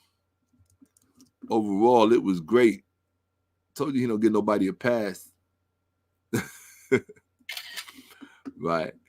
So let's see. Yeah, absolutely. Absolutely. My main, hey, Photografim, I appreciate you. My main concern is that when you all see it, that you remember it. Only because I think it's a story that deserves to be told. You know, it really is. It's a story that deserves to be told. Okay, yeah, absolutely. Yeah, every inch counts. Facts. Every inch counts. And my position is, like, when I look online, and especially because I'm on Facebook a lot, Kent, I appreciate you. And I'm always seeing all of the, maybe it's because the company I keep and the communities that I frequent, I'm always seeing people drop comedic knowledge on Facebook. And YouTube too, but mostly on Facebook. And my position is simply this. I'm not saying don't drop the knowledge. I'm not saying don't debate Arabs and people who happen to be white or whatever, you know, about the blackness of ancient Kemet. I just got to a point where I felt like the time for debate is over.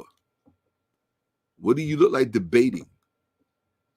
Something that we already know is true. Because after a while, those debates distract us from what we should actually be putting out. You follow? People can say what they want about Jada Pinkett's Cleopatra. I still haven't seen it yet.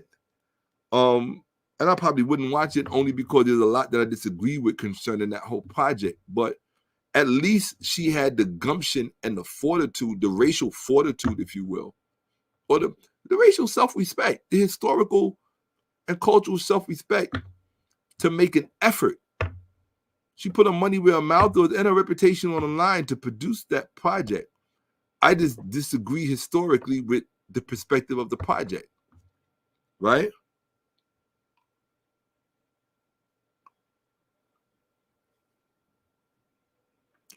I don't see Cleopatra as being black in any sense of the word.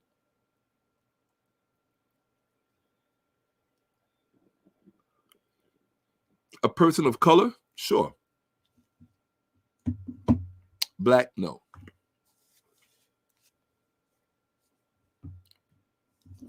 No. So, and then to have that many black people around Cleopatra, if you know anything about Alexandria of that time,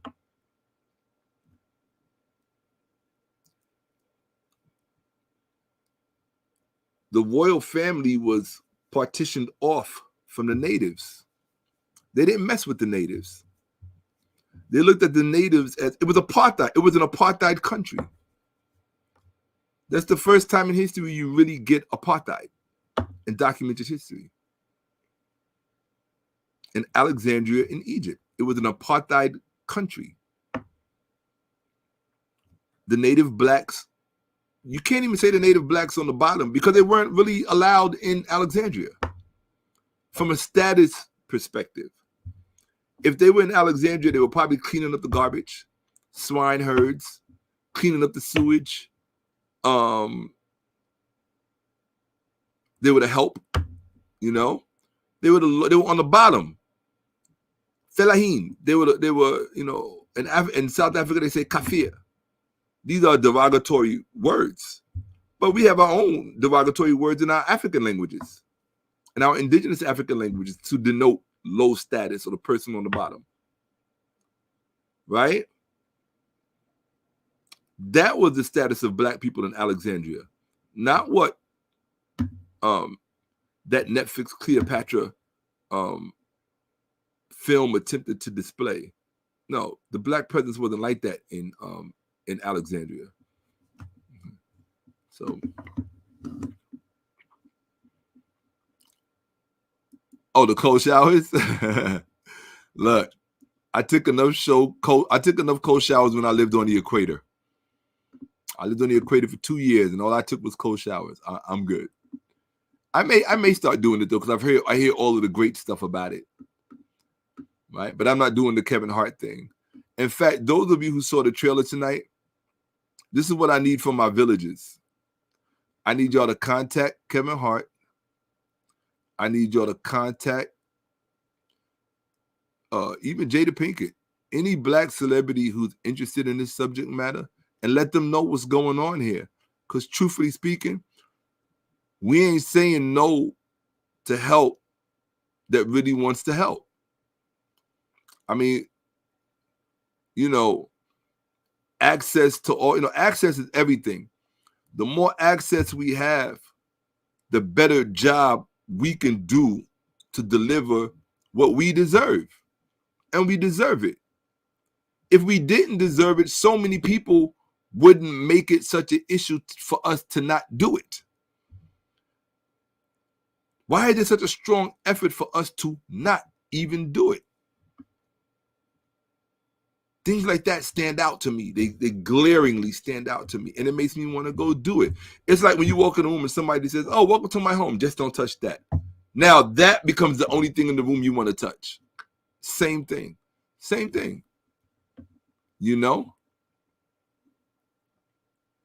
Absolutely.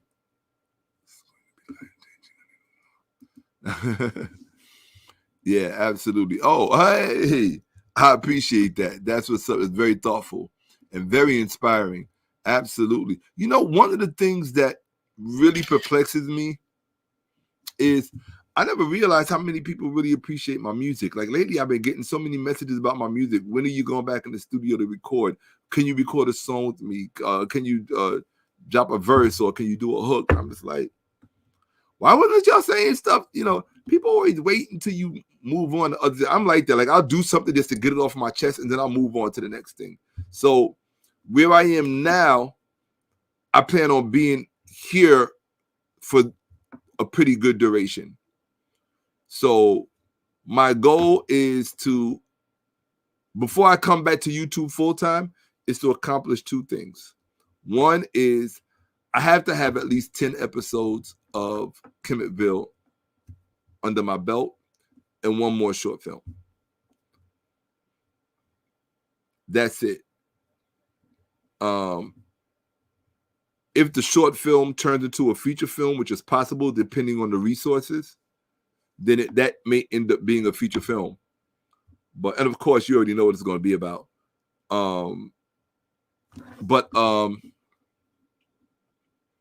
Hey, big love to you. Absolutely. And I mean that genuinely so. Absolutely. Absolutely. God of this world. Hey, I really appreciate that. And when I start the Indiegogo, because we're going to be doing real official fundraising for the web series. So remember, the short film is just to get people's attention, to say, hey, look, this is what it's really about. I'm glad you like the film. But if you want to see more of that, and if you want to see, what this thing can really do,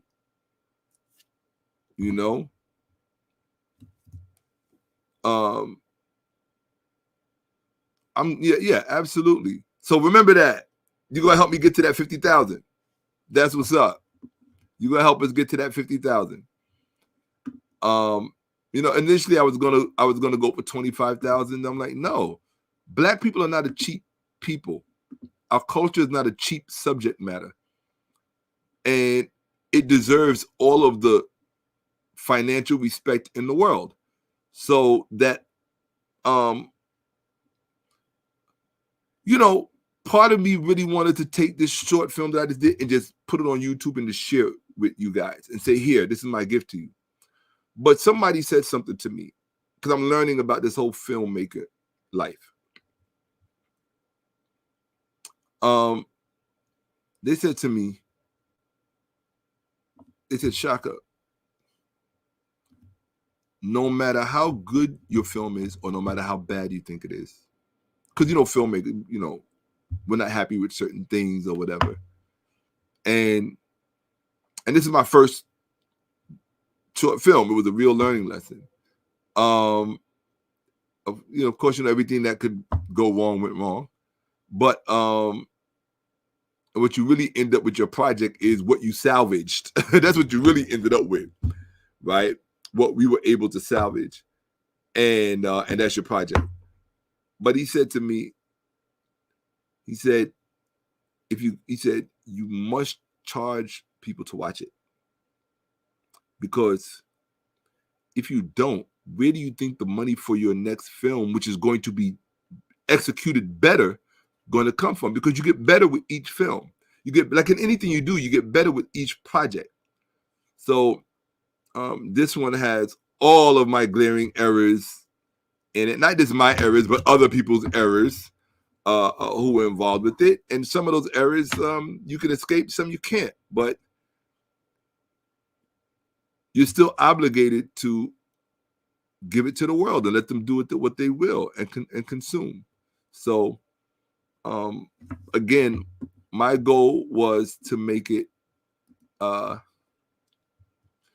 my goal, big love, Justine. My goal was to make it, that's right, was to make it meaningful, even meaningful and memorable, but more so than anything else, meaningful. You heard? Absolutely. Exactly. Yeah. The last night of Asar. Absolutely. That's what hey. Yeah. So one of my co-producers happens to be a woman, female, and a queen, right? And she was the one who actually, when I went back in to shorten it up,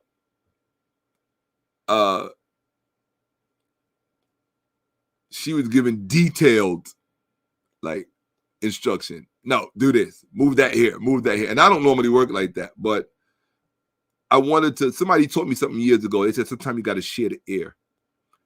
And so I just shared the air and was like, okay, I'm listening, do this, that, and the third.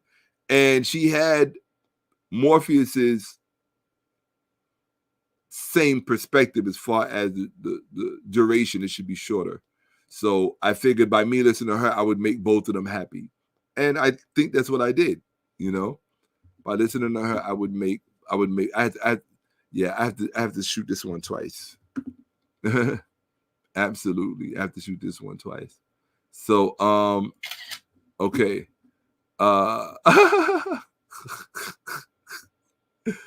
Yeah, on more than one occasion. In fact, I will take that one.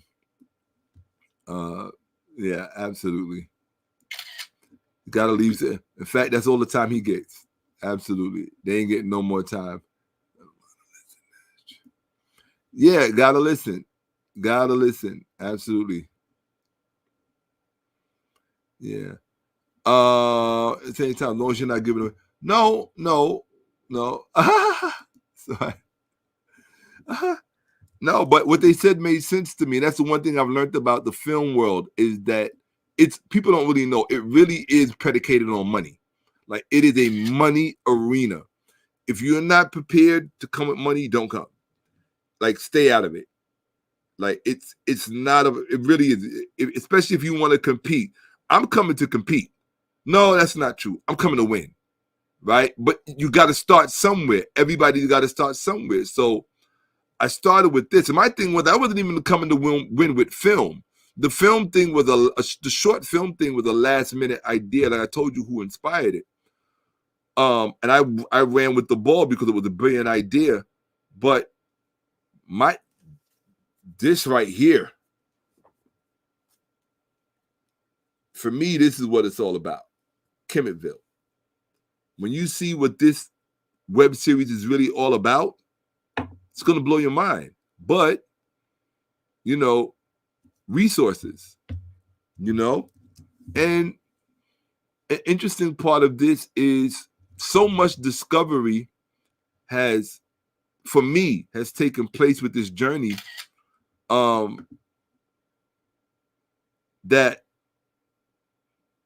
I ain't gonna lie. I'm not gonna lie to you. My favorite franchise of all film franchises is Lord of the Rings.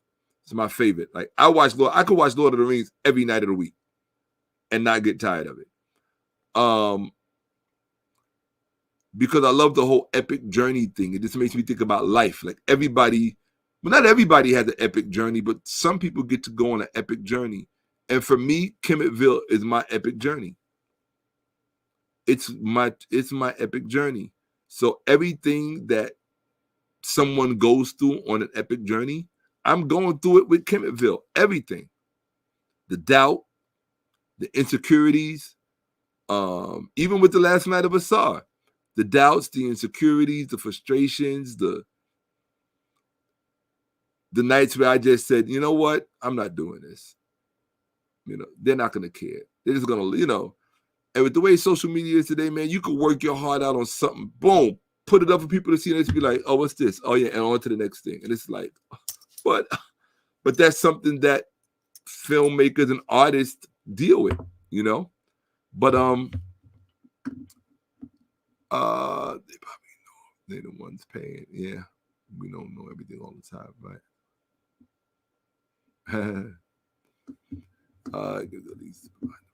Yeah. Oh yeah, absolutely. Oh, absolutely. I will show it one more time. I have to show it one more time, even though I said I wouldn't. And oh, y'all paying attention? It was 30 seconds. Oh yeah, you paying attention, Justine? It was 30 seconds. Don't blame me. Hey, look, mine was 2.5 minutes, right? Mine was 2.5. Oh, good question. Good question. There's a story behind that too. So eventually, as I come back slowly to YouTube, because I have to stay, I'm learning so much about film. And one of the things I'm learning about film is you never stop promoting a film. You never stop. Hold on, stop. I'm sorry. You don't ever stop, right? Or maybe you do and I just don't know. But even if you stop, someone else will be promoting it, right? So there's movies from the 40s and the 50s that are still being promoted, right?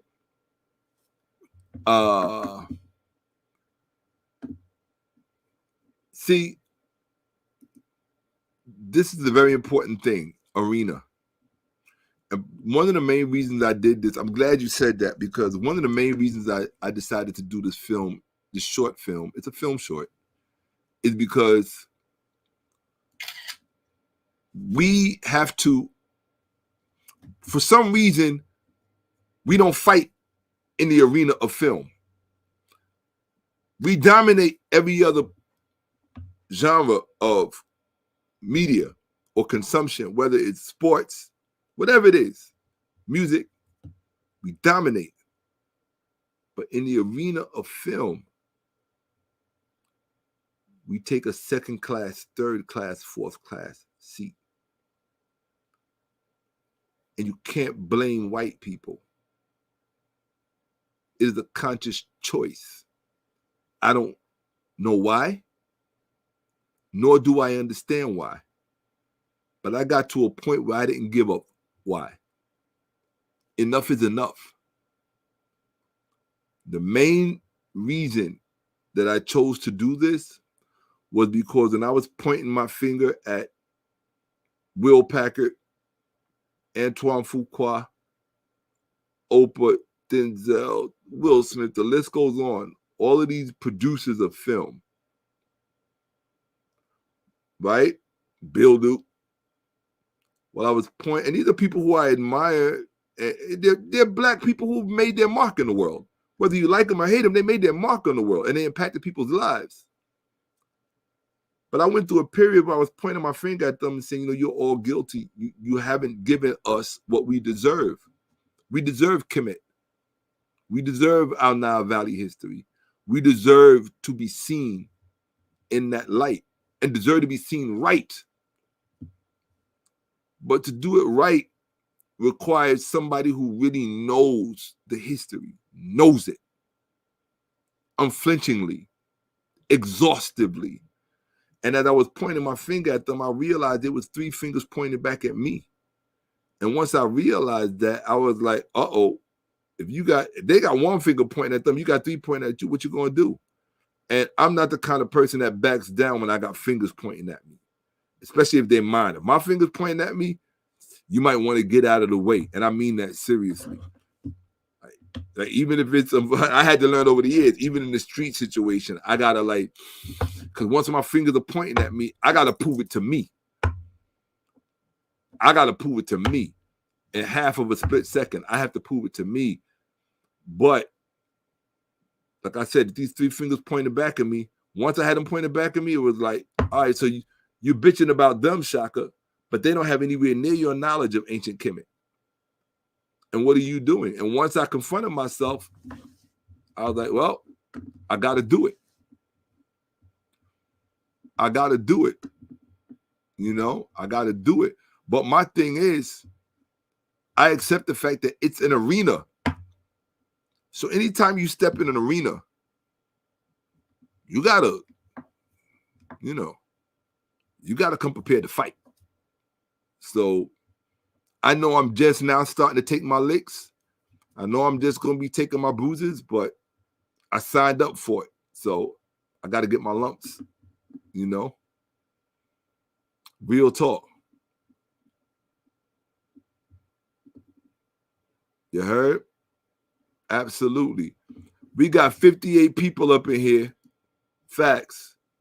We should have at least 58 likes, thumbs up. Like the video and subscribe. Like the video and subscribe.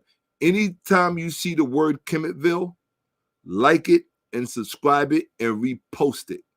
That's the least you could do as a villager. Like it, subscribe, and repost it and leave a dope comment. You got to do that. You got to do that, and ask and this is the key part, and request others to do the same. Because when that teaser drops by itself, like not in a presentation like this, because I'm gonna drop it by itself. But you can just go watch the teaser as much as you want. When I do that, I'm expecting and anticipating and requesting all of my villagers, please repost it on all of your social media. On all of your social media. Your Instagram, your YouTube, not your YouTube, but your Facebook, your MySpace, if you still got one, right?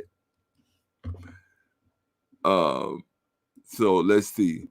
Let me see. Nah, I'm looking at something for you guys. Only because my brain is moving slow and I can't. Yes, right. Please notice request. Yes.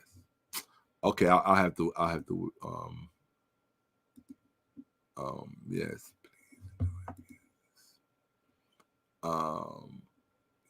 Please. No. Oh my gosh, I'm gonna have to come back to this. Okay. All right.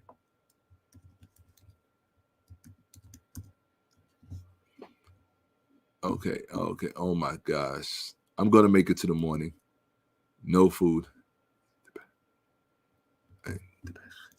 Okay. All right. So here we go. Now I look at naysayers differently. Like how I look at naysayers now, Justine, is naysayers are like this. Imagine you're in a boat and you're the captain of the boat and your boat starts to fill up with water and you take a bucket and you throw the water out the boat and then you turn around and you see the person in the back taking the water out the ocean and putting it in the boat. Those are naysayers. Those are people that want you to doubt yourself. You heard? Those are people that want you to doubt yourself. I appreciate that, Jeannie. Very much so. Pyro, let's go. Okay? I appreciate that. Oh, there's only one way to know. There's only one way to know. You gotta watch it. You gotta watch it. It's the only way you can know. Absolutely. It's the only way you can know. So, hey, shout out. Deep in my heart. Love is my security. Love is the house. Yeah, I remember that. Yeah, it's one of my favorites. Here I lay all alone, tossing, turning, yearning for some of your tender love. Remember that? Loving you straight from the heart. Move me nearer. Please let me be a part of the tender love you've given to me. Tender love, tender love. Oh, come on, I'm old school. You know I gotta do. All right. You know, you guys being here with me really meant a lot. Yes, it's true, but there were some issues with that. We love him, we miss him, and we hold him up. He was greater than the role he played. And I guess when I look back on it, I'm glad for him personally he had the chance to do it. But the project itself, it was just, you know, some issues with it. Absolutely. Yo, that avatar just happy fiscal new year to you as well. This is the fiscal new year. As I explained earlier, my new year as a person who subscribes to Comedic Worldview is in September. Right? Yeah, do you remember the time? And you see what happened to everybody in that video. A week after that video came out, Michael got hit with those charges. Eddie Murphy was slandered all over the radio for something that took place sexually, purportedly in West Hollywood. The mere fact that it was West Hollywood should tell you something, purportedly. And yes, the rulers and the Greeks were Ptolemies. Absolutely. Right? General Alexander, absolutely, we made perfectly. I could feel my energy starting to blow, starting to go. No, but it's true. Nah, the Ptolemies were Greeks. They were Macedonian. But truthfully speaking,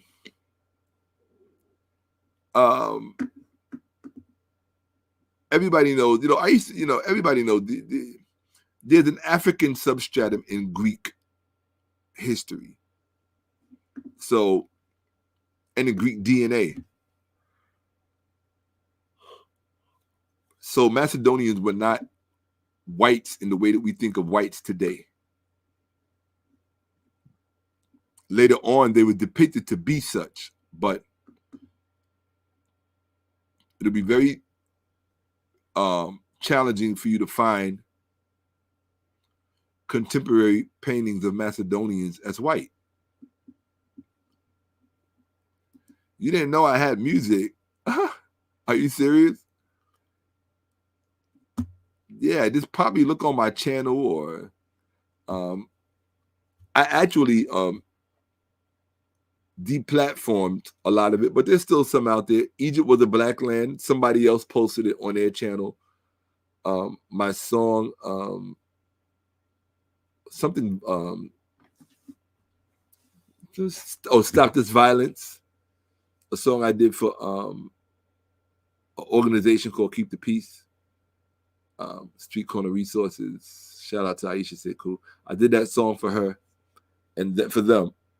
And a lot of people really like that song. I just read some comments on it earlier tonight. I was shocked, because I don't really read the comments on my music, but I was shocked at how much people really like it. But yeah, I've had about like maybe 25 music videos online, but I recently took them all down. I'm going to put them back up, but with different imagery and stuff, right?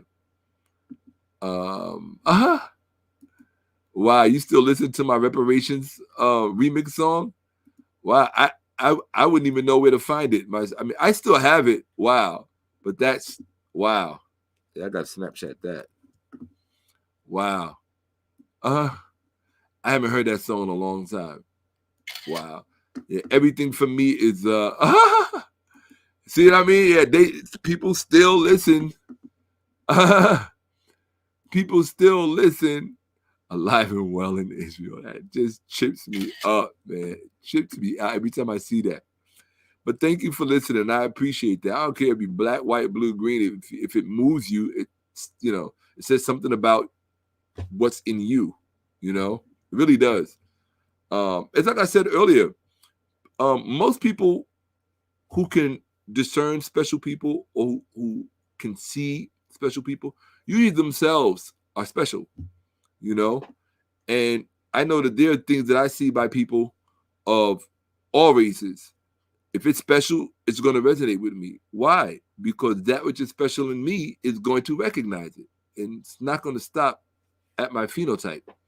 There are many things that do, well, not many things, but there are some things, even though there might not be many things, the few things that do stop at my phenotype are special in their own right. They're special in their own right. So, now if you tell me don't touch that, I ain't touching it. Okay. Oh, he said, "Now if you tell me don't touch it, I ain't touching it." Man, I feel you. That's what's up. But it's human nature, Let me see. When somebody says don't touch something, you be like, you just want to touch it. Let me see.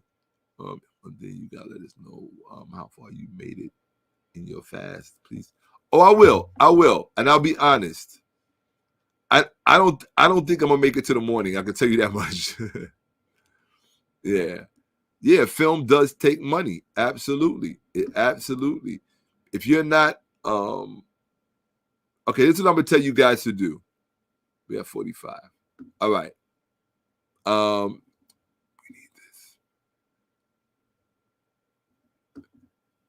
Yes, I did. I already previewed it. So I'm gonna preview it one more time. Okay. Only because there's somebody here. There's somebody here who didn't see it. So here we go. Let me see. Yeah, absolutely. Yes. Alive and well in Israel is not a troll. If he was a troll, he wouldn't be here. Yeah, he's not a troll. Exactly that. I'm here to listen. Yeah,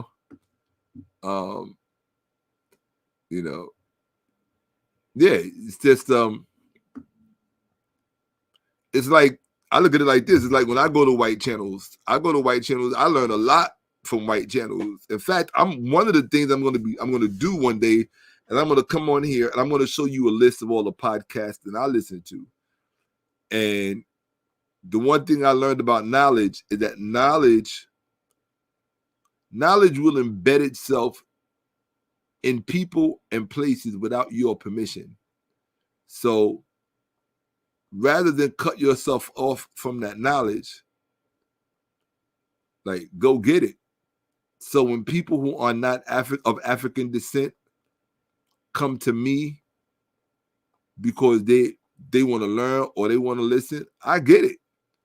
I had a 3-hour conversation with 2 Jehovah's Witnesses on the corner like a few days ago.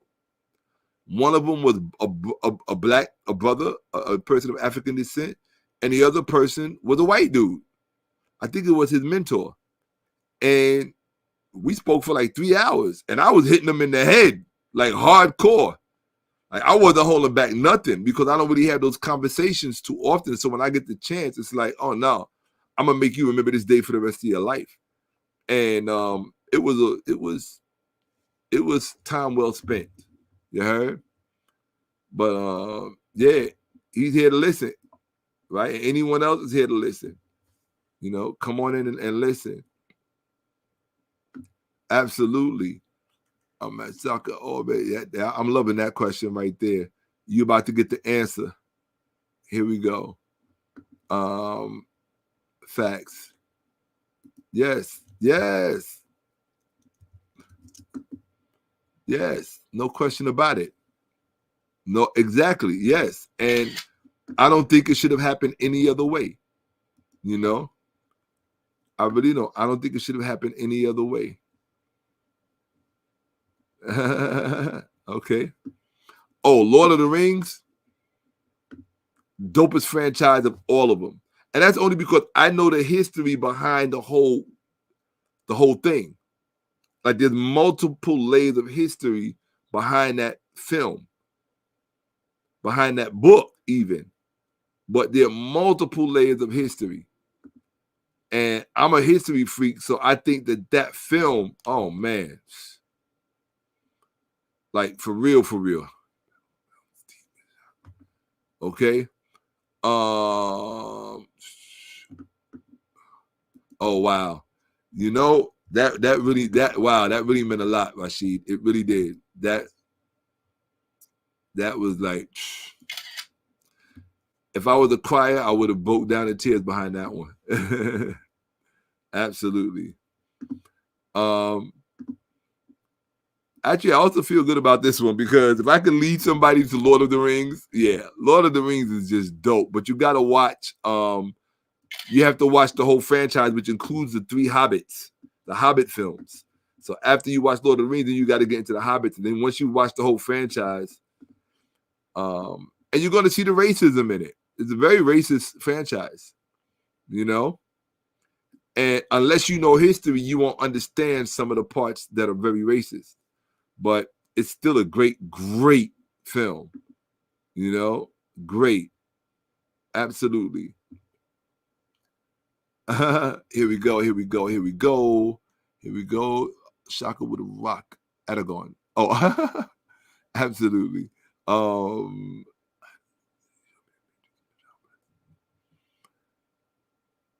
You know where I saw The Matrix? I actually went to visit one of my cousins she's an attorney, a very successful attorney, and she lives out in the Hamptons, very well-to-do area of New York. And I went to sit there. She was like, "Hey, let's go to the movies." And she's like, "Meet me at the movie theater." And we met there, and I saw Matrix, and I was just like, "Hey!" All the way from Japan, people. All the way from Japan. In fact, this was the first person to see the trailer. This person right here. First person to see the trailer. Right? Absolutely. Right? That brother right there. Like, I don't even want to put it out there, like what people sent me to just work on all of this stuff, not just a short film, but on everything to bring this whole world together. Because that's what it is that I'm bringing together. Y'all don't know it. It's a whole world that I'm bringing together. And it takes a lot out of you.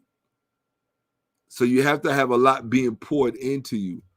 And brothers like this, brothers like this, like Morpheus, like Joe, right? Brother Joe, who y'all don't know, but you will be knowing because all of my supporting villagers, my real supporting villagers, I'm going to do an episode about them to show you what serious black people look like, who are willing to sacrifice out of their coffers so that we can have what we deserve. You know, we ain't gonna be sitting on somebody's show crying about how much white folks don't pay us.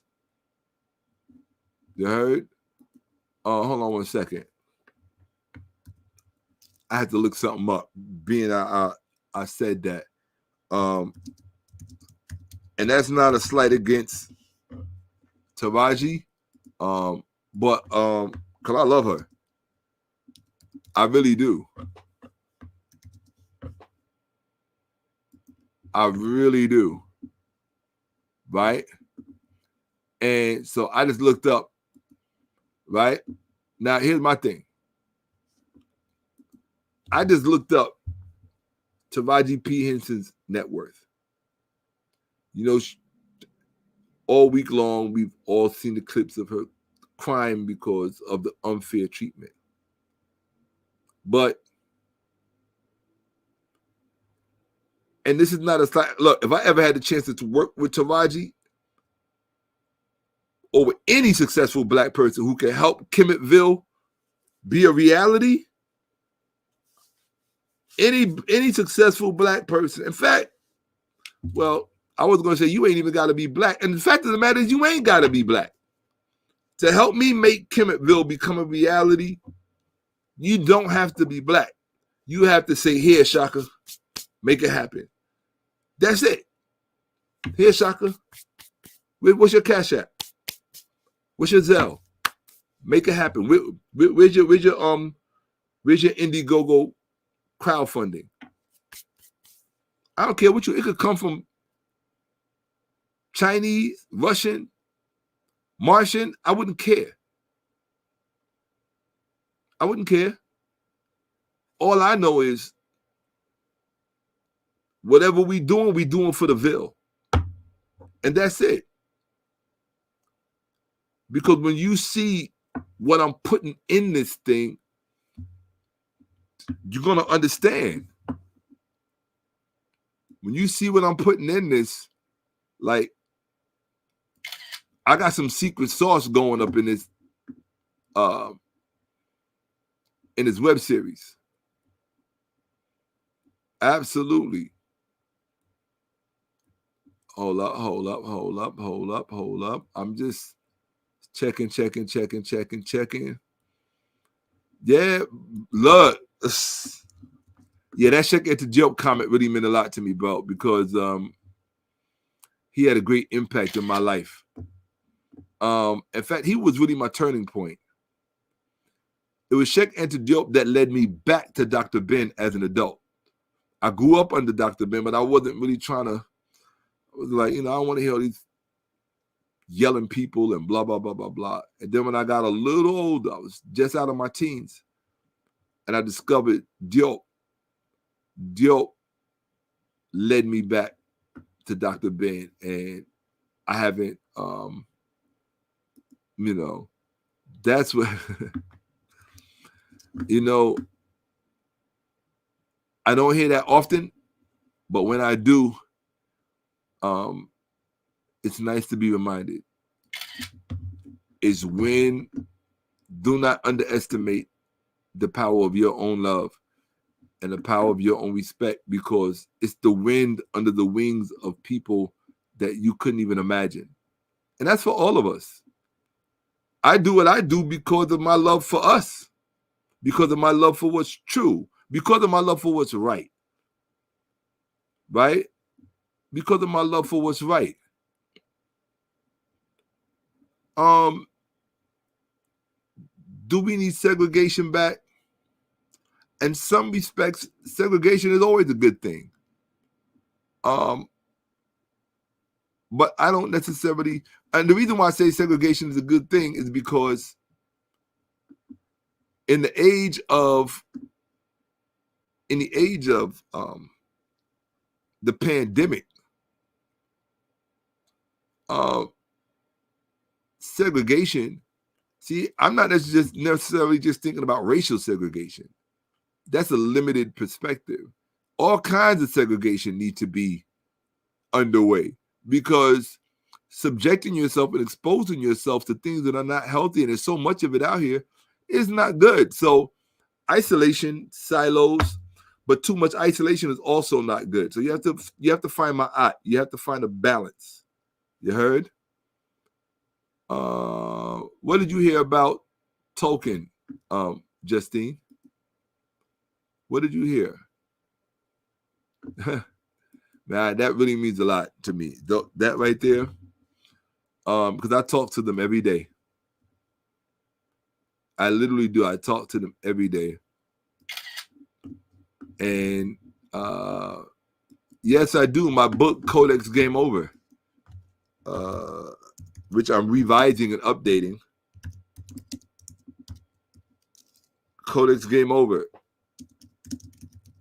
It's on Amazon. There you go. Yeah. Woo. Wow, I'm really feeling it. Like my energy level is like, I just want to lay down. I just want to lay down. I just want to lay down. I just want to lay down. I just want to lay down. I just want to lay down. Because I'm so tired. I don't know why I did that. I just felt like doing that. Facts. Facts. Facts. Facts. That's a large part of why I'm doing Kemetville. That's a large part because there are some things that Black people need to hear and they need to see, but they won't pick up a book. That's not really how we digest information in terms of the masses. The way we digest information in terms of the masses is through film. And that's why we don't have the luxury of not fighting in that arena. We must. Everything demands. Everything demands. Everything demands it of us that we fight in that arena and win. And win. Okay, so I'm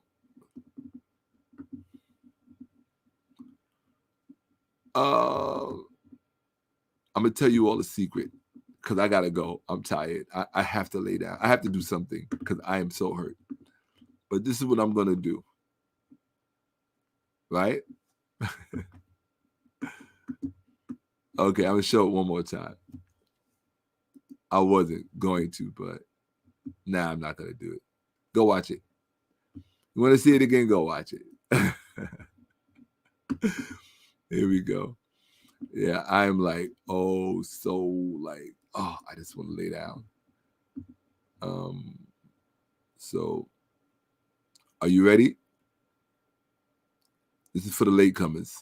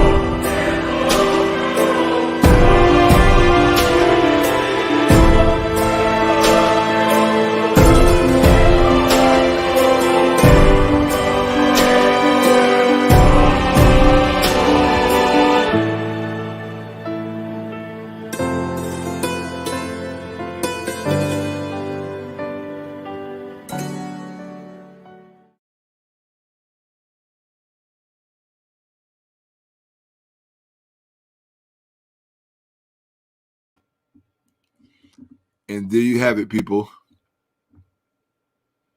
There you have it. Okay? So that's right. Let's go. See that? Played it again. And everybody who wasn't here missed out on it.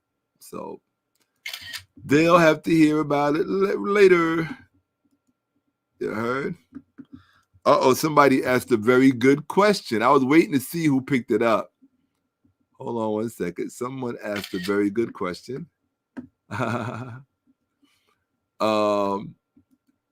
Very good guess. Very good guess. Not Somali, but right next to Somali. I'm going to let you guess. Not Somali, but right next to Somali. Right next to Somalia. That's where she's from. So we got the real deal. That's right. We got the real deal up in this. When I casted her in the film, I couldn't believe. I couldn't believe what the ancestors sent. I was like, I just couldn't believe it. Yes, but to do it, no, we can't overcome them with our truth. We overcome them with our money. That's how we overcome them. We overcome them with our money. And we take our money and we put our money behind our truth. Then our truth can do something. But truth without money? One of the things I learned, why I realized I had to change my venue from teaching the way I was teaching before, is because something dawned on me. I do a lot of thinking. I do more thinking than most people can imagine. Like, I think a lot of heavy lifting goes on up here. And one of the things I determined some time ago is that in this world, when you really, really, really, really look, people don't want truth. People don't care about truth. They care about how they feel. That's what they care about, how they feel. And once I realized that, I'm like, I can give all the lectures in the world. It's like when I see people on Facebook still posting information about ancient Egypt and ancient Kemet, and, you know, the latest reports that prove they were black. And I'm like, it doesn't mean anything, because all it's going to lead to is a debate. All it's going to lead to is a debate. And the time for debating is over. Right? You say ancient Kemet was black? Why is it taking so damn long to get on the screen?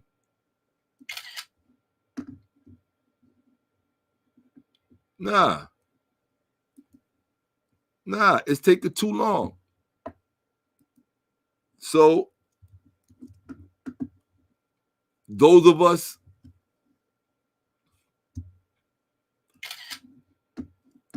who are obligated are obligated. So you pretty close, bro.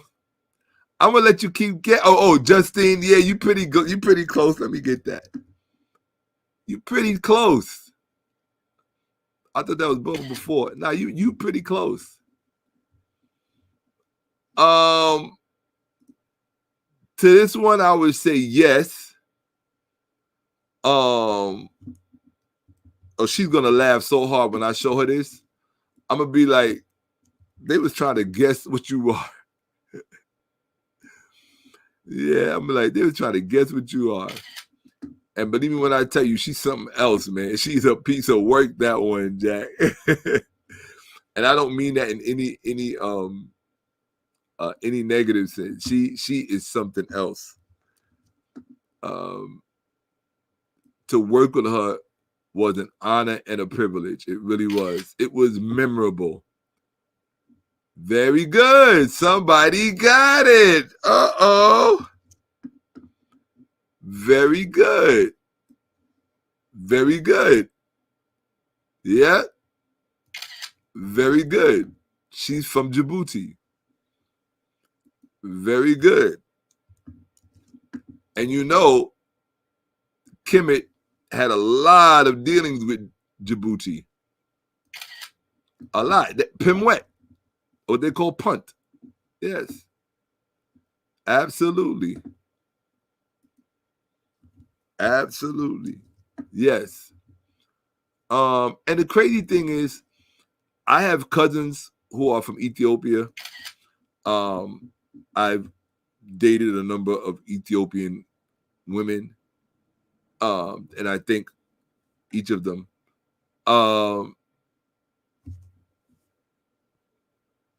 And I have friends that are Somalian, but I've never known anyone from Djibouti until I met her. So that was an experience. Nah, she's not Ethiopian. She's from Djibouti. Yeah, absolutely. I appreciate you.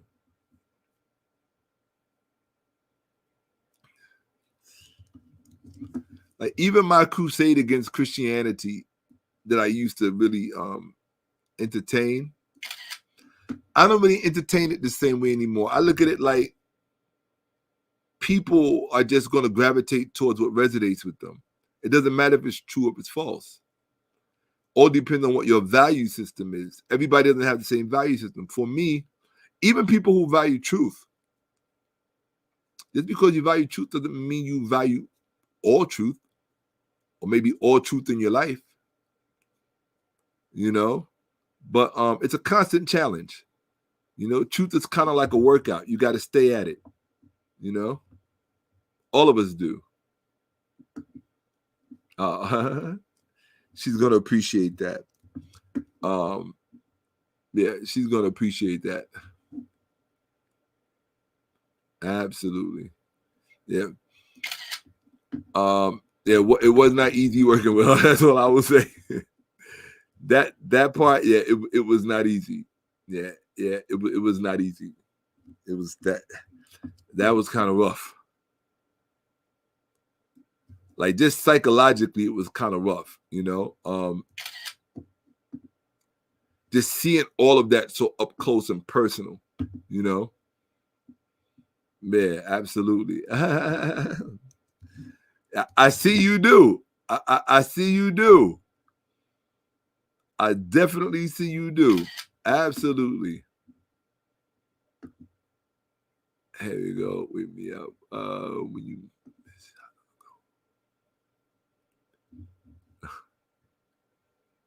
okay.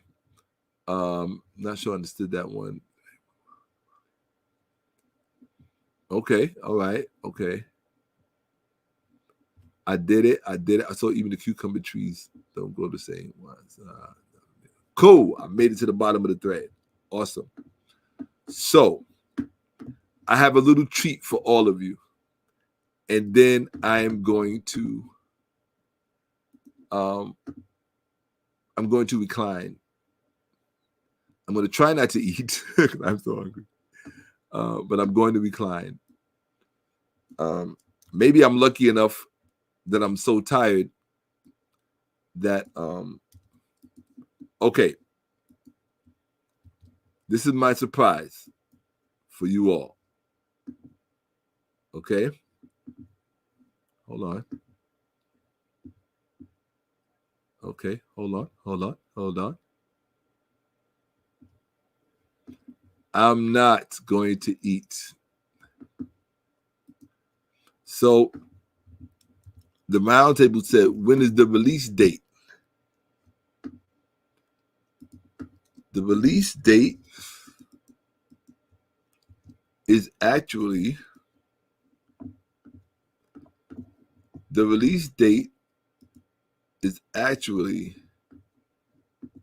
right now.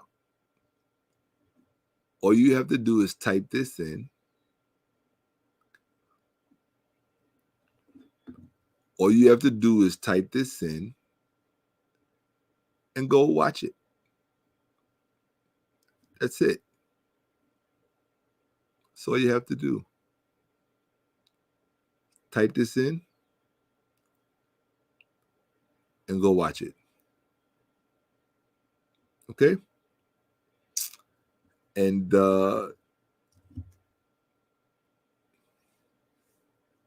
now that I've done this, I can't believe I actually did it.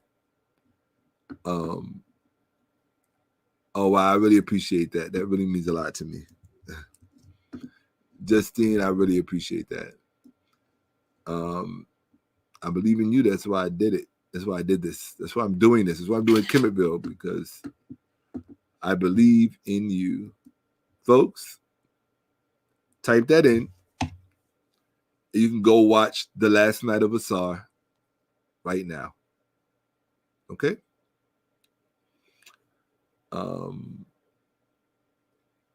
Yeah. And if you watch it, and I hope that you do, you better. When you watch it,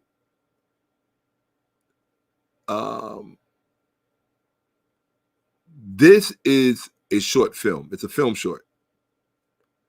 Okay? This is the film short. So I don't want people to get confused between the film short and the web series. The web series is Kemetville. Okay. And the film short is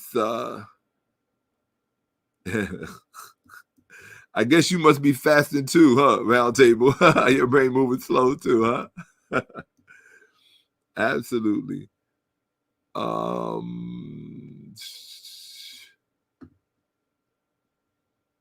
Thumbs up. Yeah, absolutely. People, like the video. Very important. Thank you, Rashad. Like the video. Very important. The film short, no, it's not quite 30 minutes. It's not quite 30 minutes. But I would say it's short enough and long enough to be worth watching. To watch, yes, to see it. Oh my gosh. I have to. Being that you made the request, damn, roundtable game. Now I have to. Oh Lord, they're gonna eat me alive. They're gonna eat me alive. That's all right. Wonderful. So go to kemetville.com right now and you can watch it. Okay. Oh, absolutely. Absolutely. Oh no. I was a chronic insomnia until recently. In fact, I was resigning myself to like just doing only nights. I was like, just come on at midnight and stay until 4 a.m. every night and you'll be all right. But yeah, my former vocation in the nightlife, managing nightclubs and things of that nature. As many years as I did that can yeah, you can't all of a sudden. And the Sebayets say that life is weird. You can't call it,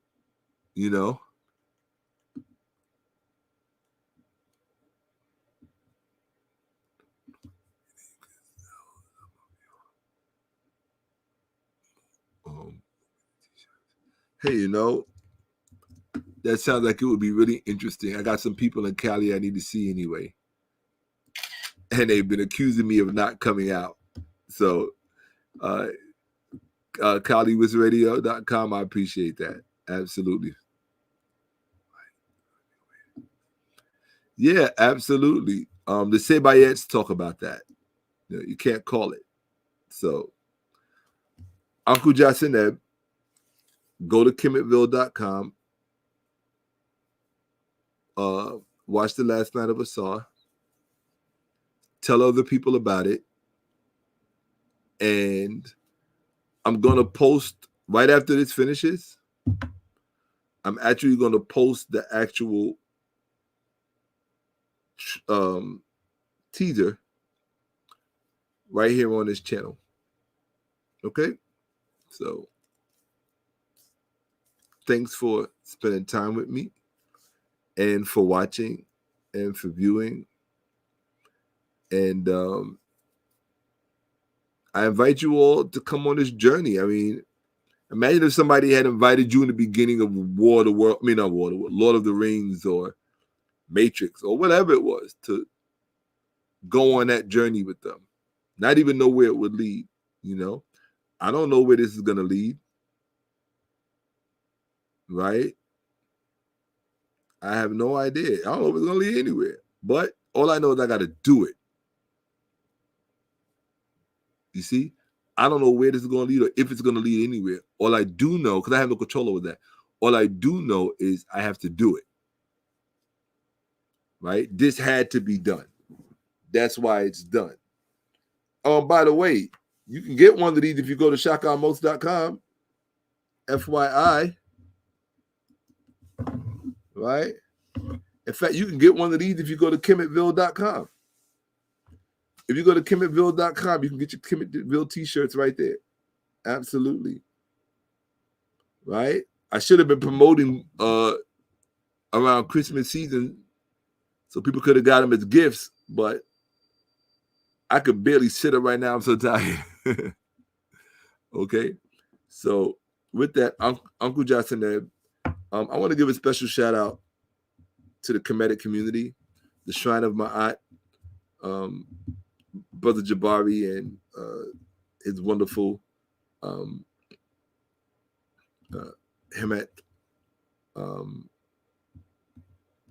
Anika. I don't know what her Kemetic name is, but she's always appearing as Hathor, so I will refer to her as Hathor.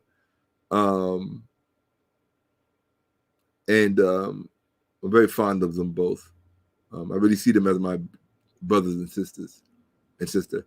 I want to give a shout out to all of the shrines and all of the temples, the Temple of Anu, and everyone that is a part of that house. Even Asar Set Society, everyone that's a part of that house. The Shrine of Ta, everyone that's a part of that house. Shout out to Siva Samaj. Give a shout out to gotta give a shout out to Sinetta TV, right? And once again, I want to thank my brother Aminwal Lawrence and brothers and Morpheus. The only reason I haven't named the third person, T.C. Atkinson, is because what she did was so special for this film. What she did was so special for this film that I couldn't begin to, articulate it. But before I embarrass myself and fall asleep in front of you all, this is what I normally do. Like, I don't walk around the house to wear these things. Only when I'm in front of the computer to block the light, the blue light, because it's bad for your eyes.